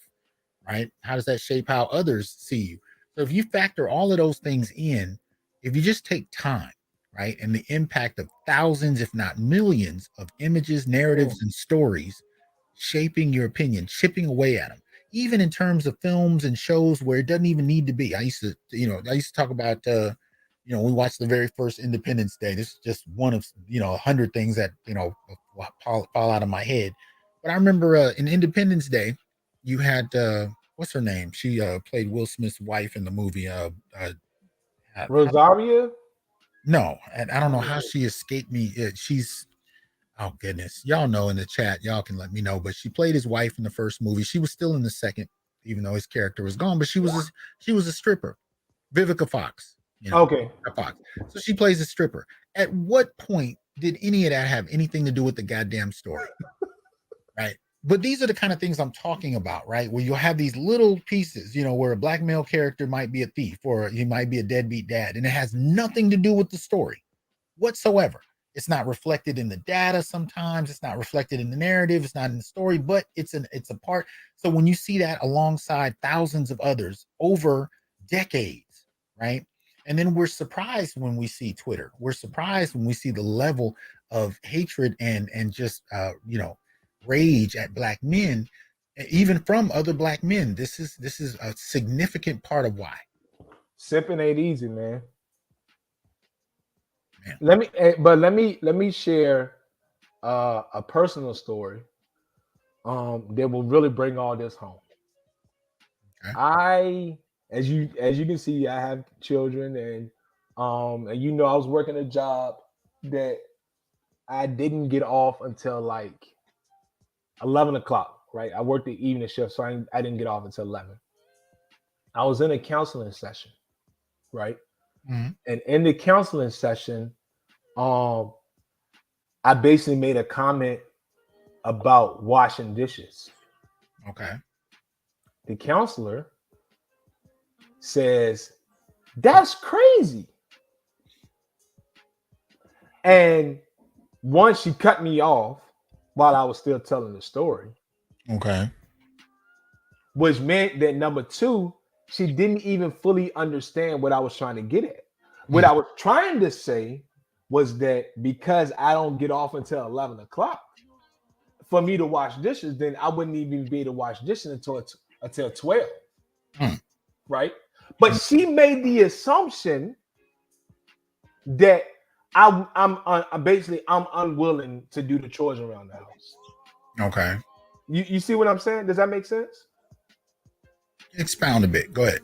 No, just the fact that her response of "that's crazy" in the middle of me explaining the story was like, it's crazy that basically it's crazy of my difficulty, because she was thinking, "Oh, you should just be able to wash dishes." Okay. Does that make sense? Okay. It's like, "Oh, that's crazy. You should just be able to wash dishes." And this might not sound as like hard hitting in a normal conversation, but let's be clear. I'm talking about a counselor, right? So let me say it this way: proper counseling is meant to understand the client, build a relationship with the client, and understand where they're coming from, and then give them guidance. And how much of that is shaped on stereotype? Exactly. Right. So she literally said that she accused me of being unwilling to wash dishes.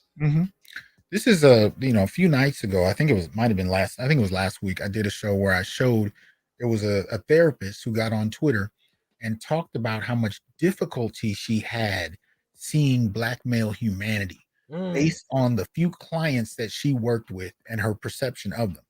And I found it interesting because this is a black woman talking about how she can't see the humanity of black men, because of a few clients. And I'm saying, okay, so part of that, I showed a video of a brother who recorded himself in his marriage being abused.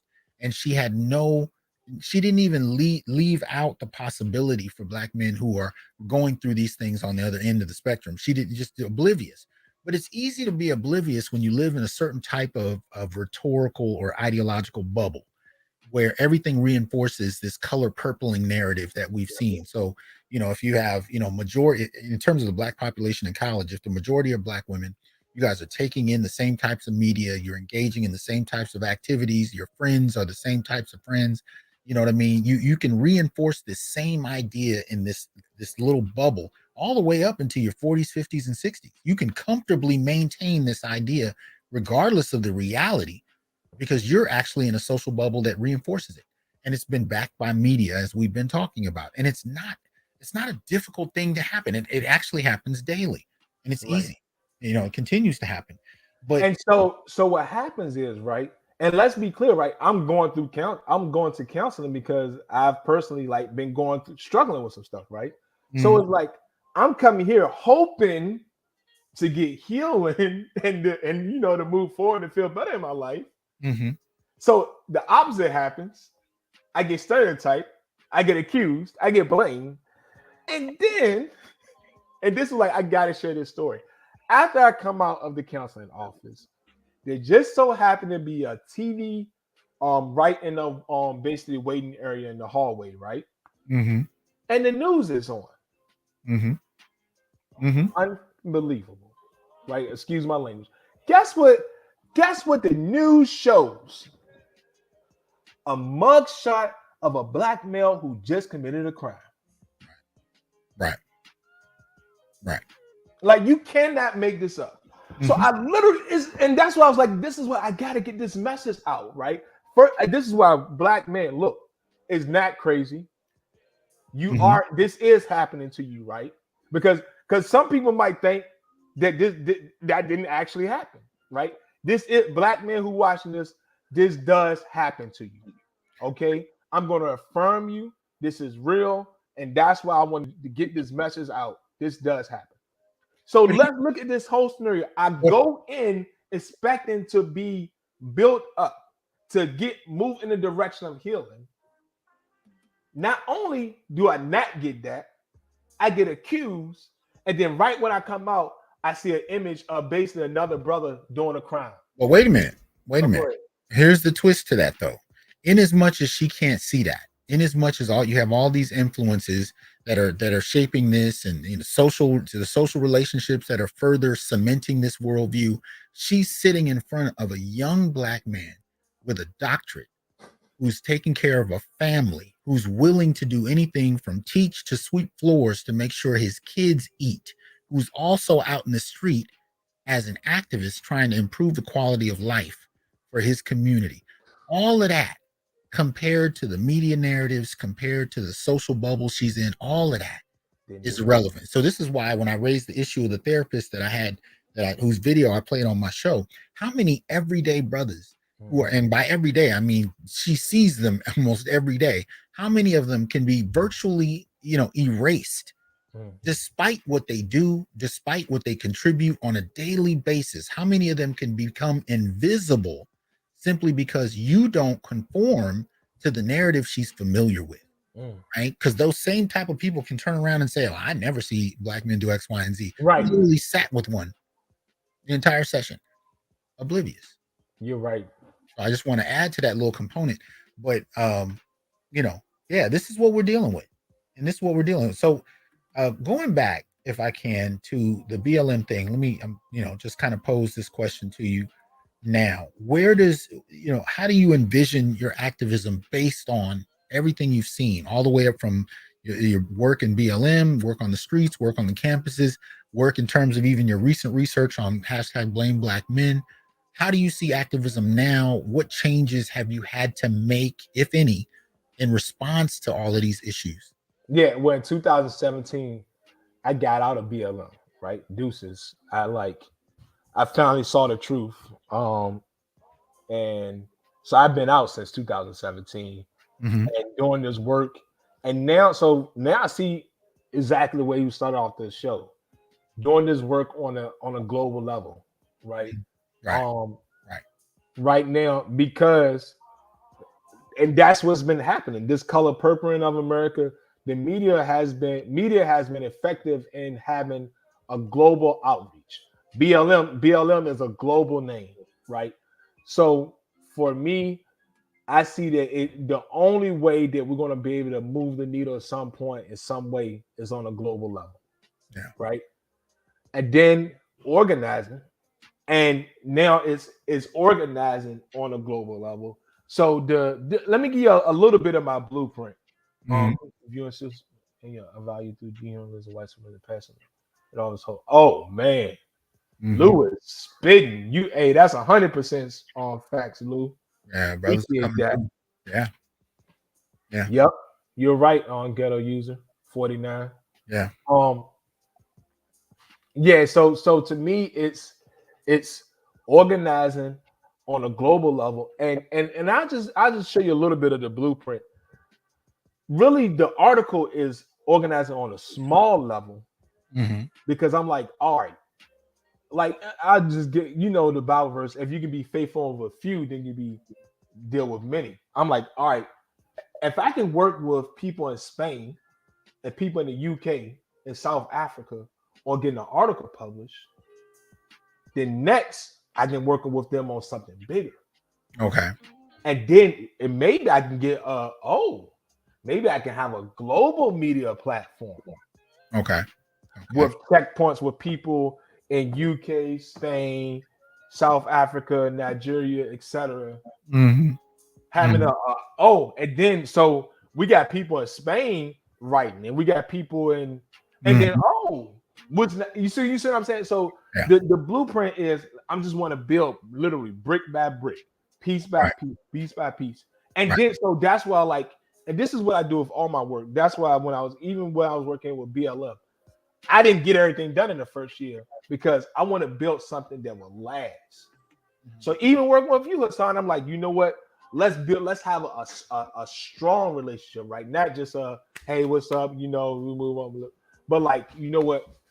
Let's build something that's firm, right? I know it's crazy. My house is wild, man. Black families, black families. Oh, it's funny. She doesn't think we can see her. I'm just looking. I'll scroll up. There we go. But let's build something, and like we don't got to leak it out, but like the stuff we're working on, right? We can have this conference, have a reference guide. There's something that's gonna, you know what? How can I leave a legacy for generations to come? Right. And shout out to Curry because Curry did say this, right? Curry was like, some of the stuff we're working on, people are gonna be able to look back 100 years later and say, oh, there were some people who got it. There were some people who figured it out. Yeah. Yeah. And they'll be able to reference our work that we are laying the foundation for into the next generations. No, absolutely. Absolutely. Look, man, I really appreciate you taking the time to come. I know things are busy. The babies are up and moving around. So thanks for doing this. But I really just wanted to give kind of an insider perspective for brothers who, been doing this work, and especially those who interacted with BLM. Because, we hear the critiques from outside, you hear the rhetoric from inside, but you have a small collective of brothers that actually started their own chapters, tried to be involved. We're actually, if I could use the term, card carrying feminists, and we're still, treated. And this is one of the reasons I try to tell people that at the end of the day, when you support these kind of movements, you get treated almost like a mascot, but mascots get eaten too. I mean, at the end of the day, there's no protection. there's no avoiding this misandry, this perspective that black men are almost, beneath, in this kind of way. These things are frequent and they're common. And it's time it needs to get called out, because you're not going to be able to formulate any kind of massive response to injustice in any form if the perspective on black men is that we're less than human and deserve to be mistreated. And this is one of the reasons for my work. It's one of the reasons I support what you're doing, because you're willing to call it out.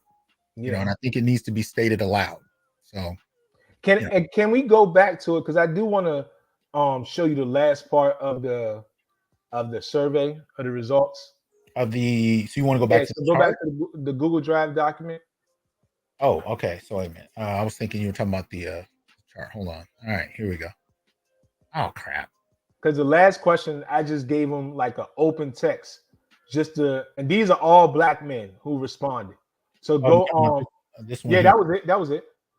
Oh, the first one. Oh, yep, that's it. Okay. Where you want me to go? Keep going. Right there. Okay. Go up a little bit more. I'm sorry. Go down. Go down. I'm sorry. This is the first one you see. That's the first one. Yep, that's it right here. So this right here is what a psychologist who talked about the effects of blame of black men syndrome. Okay. Said, this is what happens, right? So this is what professional trained psychologists are saying. What happens to when we look at all the data that we looked at, that constant blaming of black men, mm-hmm. This is what we can see they experience.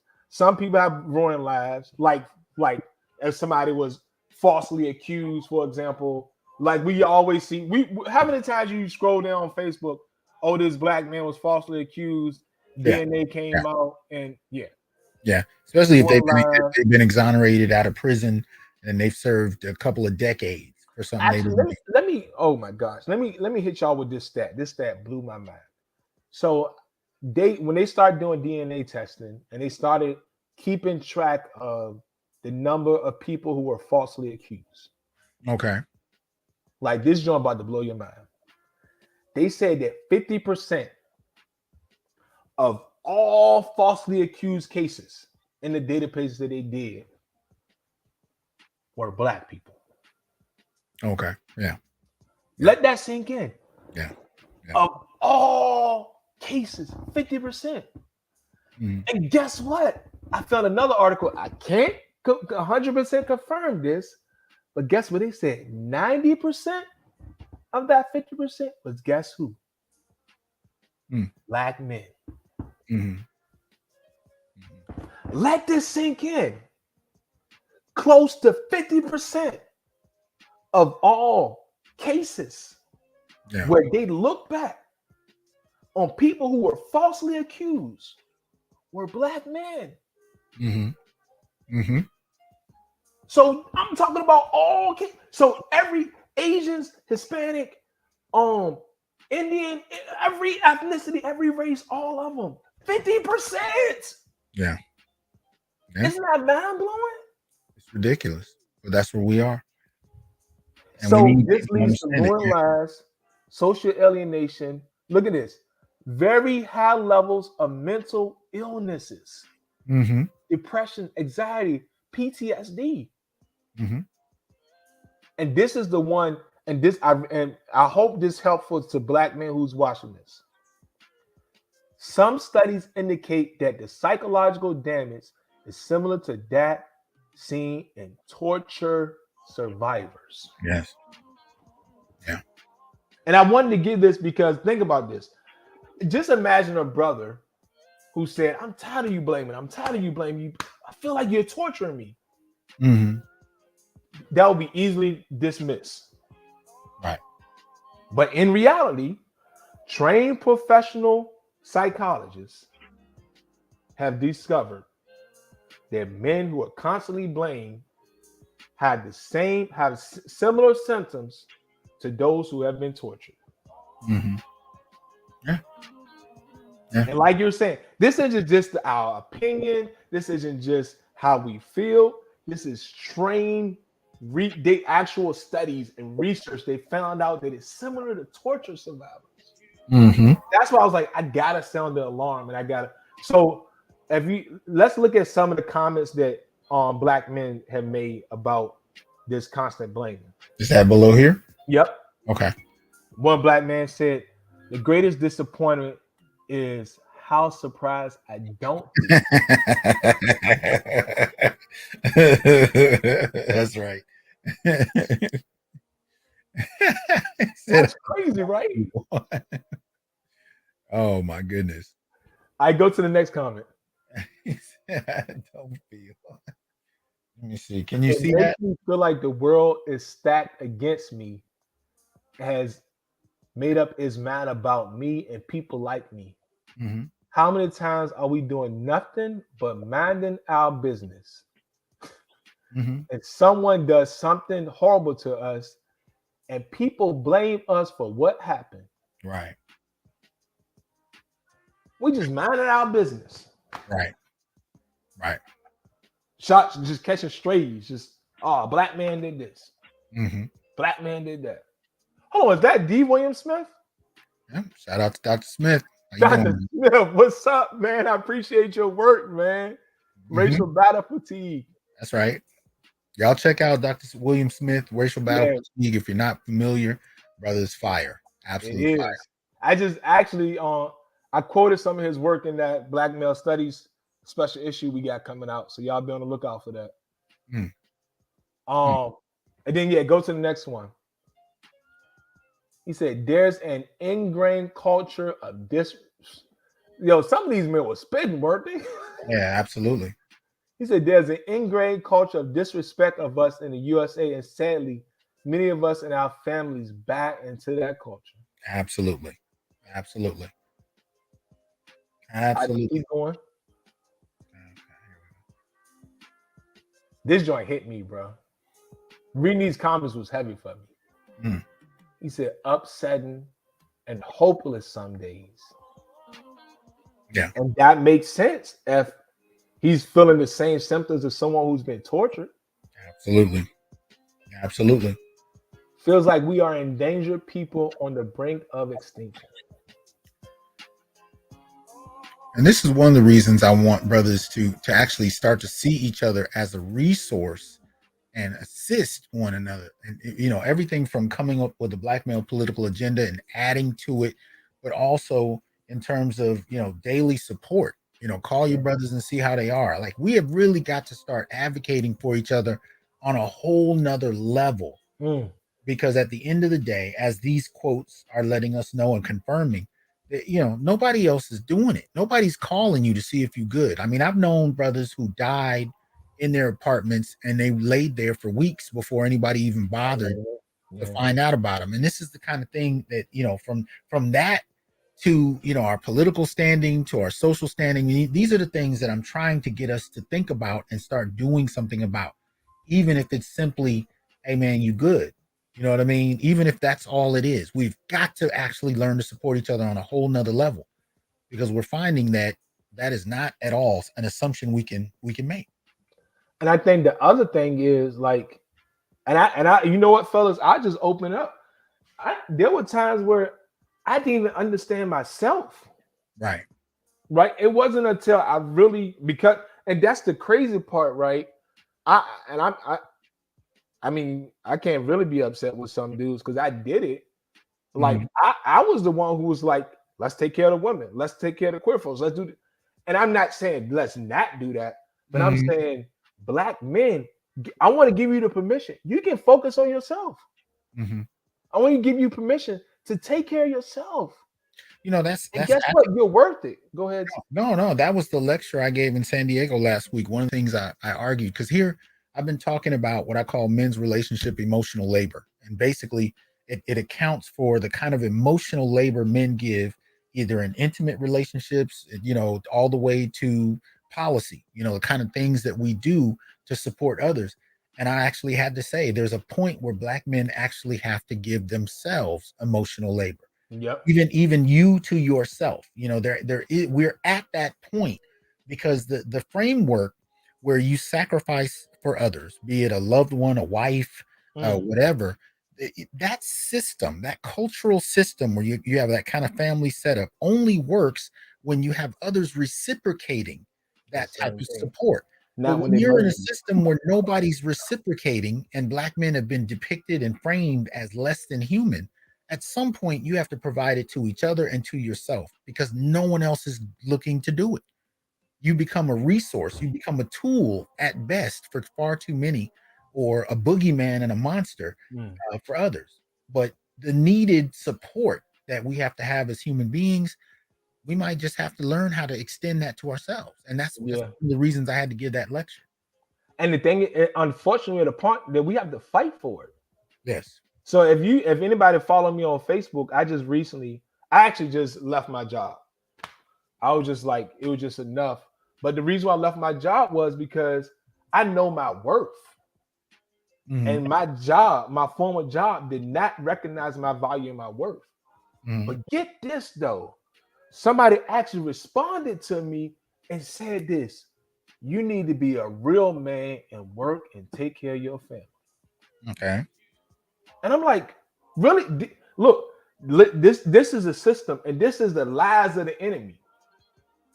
The lies of the enemy is you need to neglect yourself, you need to forget about your worth, you just need to work and take care of your family. I'm like, no. And a good example that everybody knows is when you're on the airplane. What did they tell you?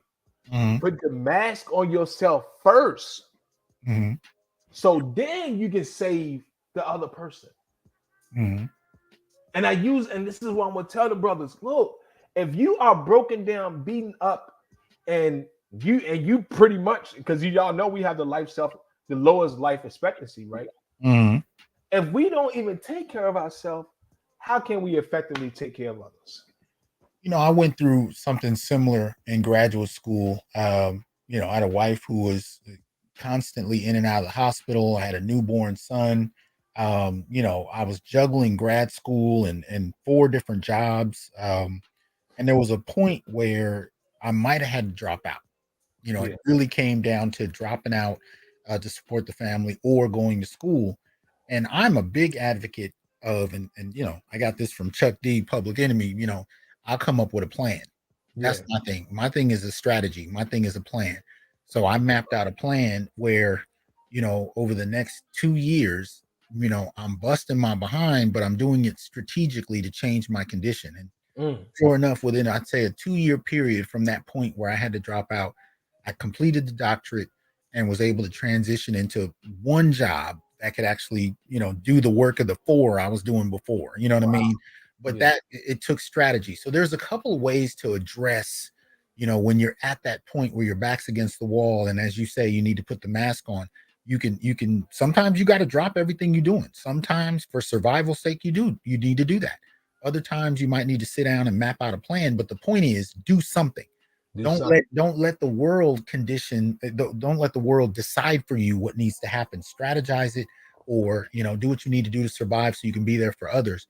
But at the end of the day, if you just let, you know, the world determine that for you, you find yourself in a worse position, at least from my experience, you know. And so we got to get to the point where we reach out to others for guidance, for, you know, consultation. I got boys that, you know, will get on the line, and I know that they just need a sounding board. And then there are other times, other conversations where we need a strategy session. I need some insight. You know what I mean? But at the end of the day, it's still support. It just, you know, it comes across differently based on what's needed in that moment. Because, you know, if I just sit there and wait for it to change, you know, it doesn't usually change for the better. And, you know, nobody's really kicking down my door to help. So you gotta, you know, in those instances, you gotta, you know, figure out what the best route is for you to navigate these things. But I'm a serious advocate of being a resource to one another, and you know, whether it be in terms of you know, collaborating on projects, or whether it be, you know, just having a conversation. But the needed support, we have got to become accustomed to giving and receiving support, because often I find black men are used to John Henrying it alone, you know, with no support, you know, and it's got to change. We have to be the ones to change it. Are there any more? Let me see. Scroll down. I don't know if you can see that one. Is that the last one? No. So there's a couple. There's Couple three. more. Okay. Let's There's- find one of the bigger ones and end this on that part. Scroll down a little bit more. Yeah, here it goes. It makes me feel less than human and reminds me what little power we have to create our reality.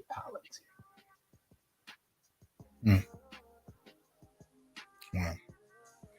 So these are all responses to the questions you posed in your Yeah, so in the last question, I allowed them to basically just, how does this make you feel?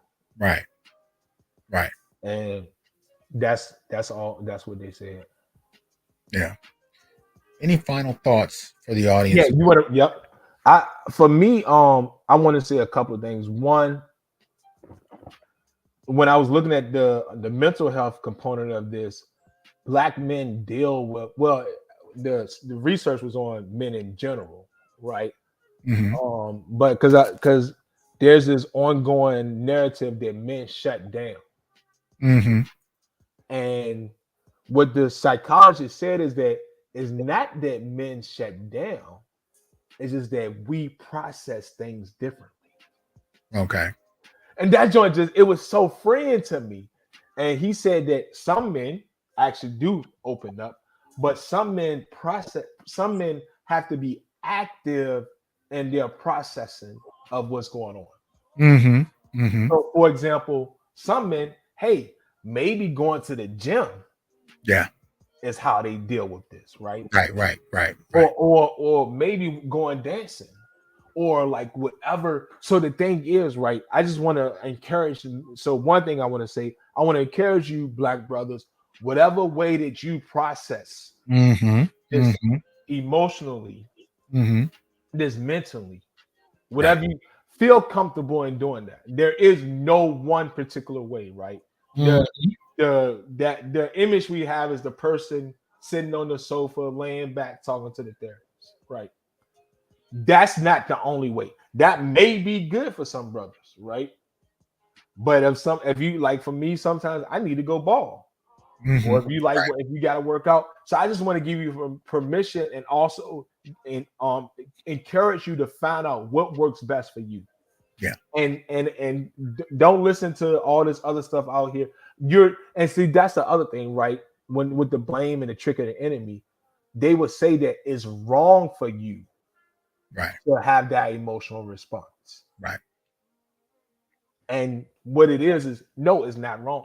That's just naturally how we deal with things, how we cope with things. So I just wanted to put that out there.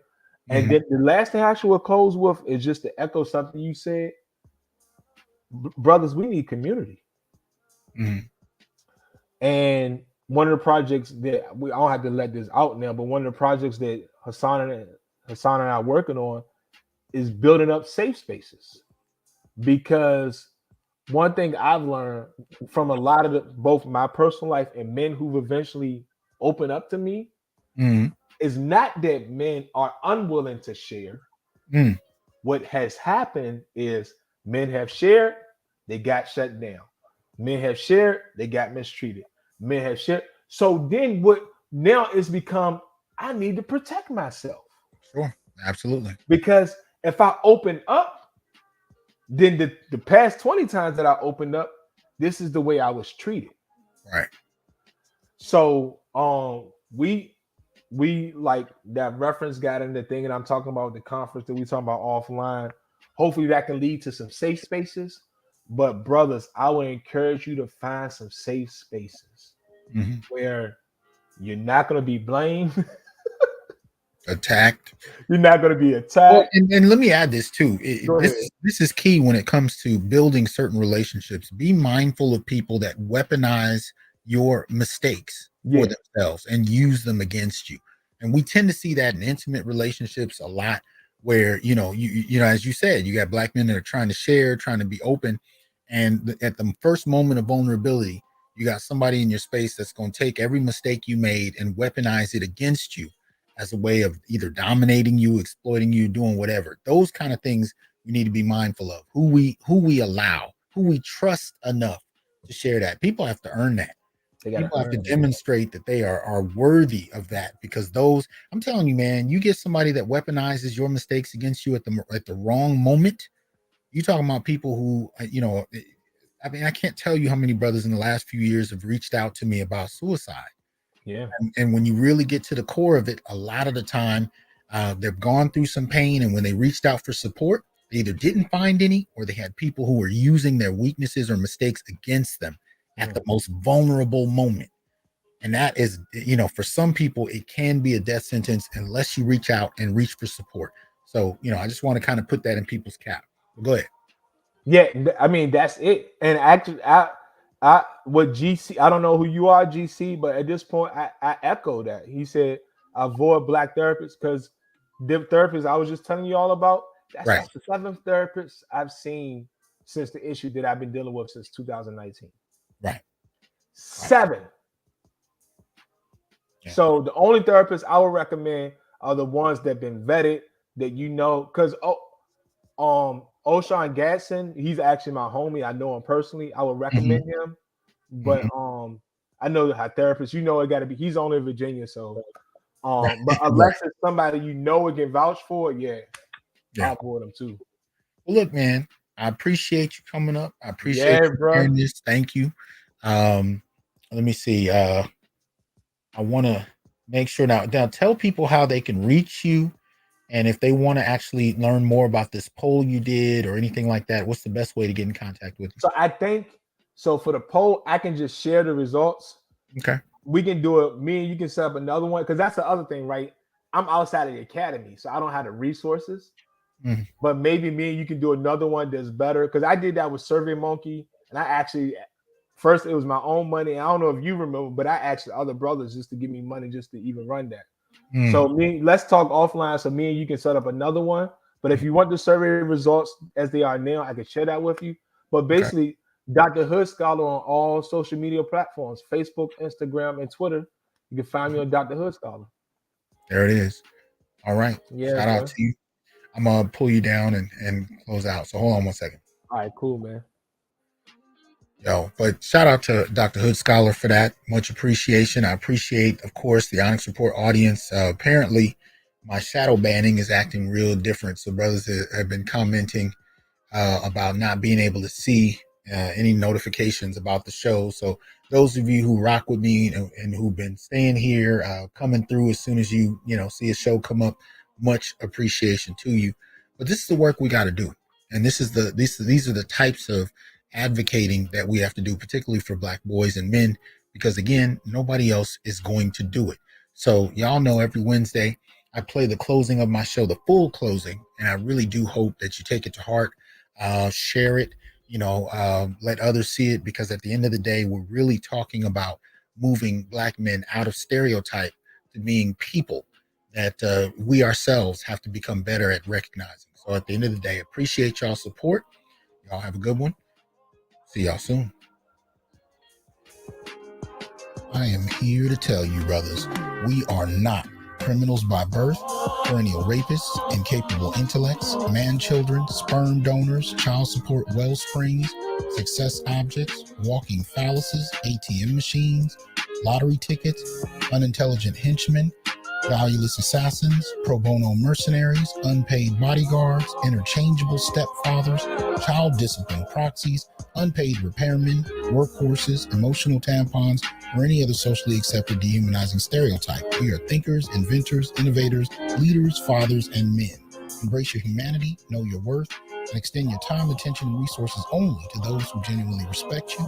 And remember, your worth is not defined by meeting other people's narcissistic and selfish and unrealistic needs. You define your worth. Peace.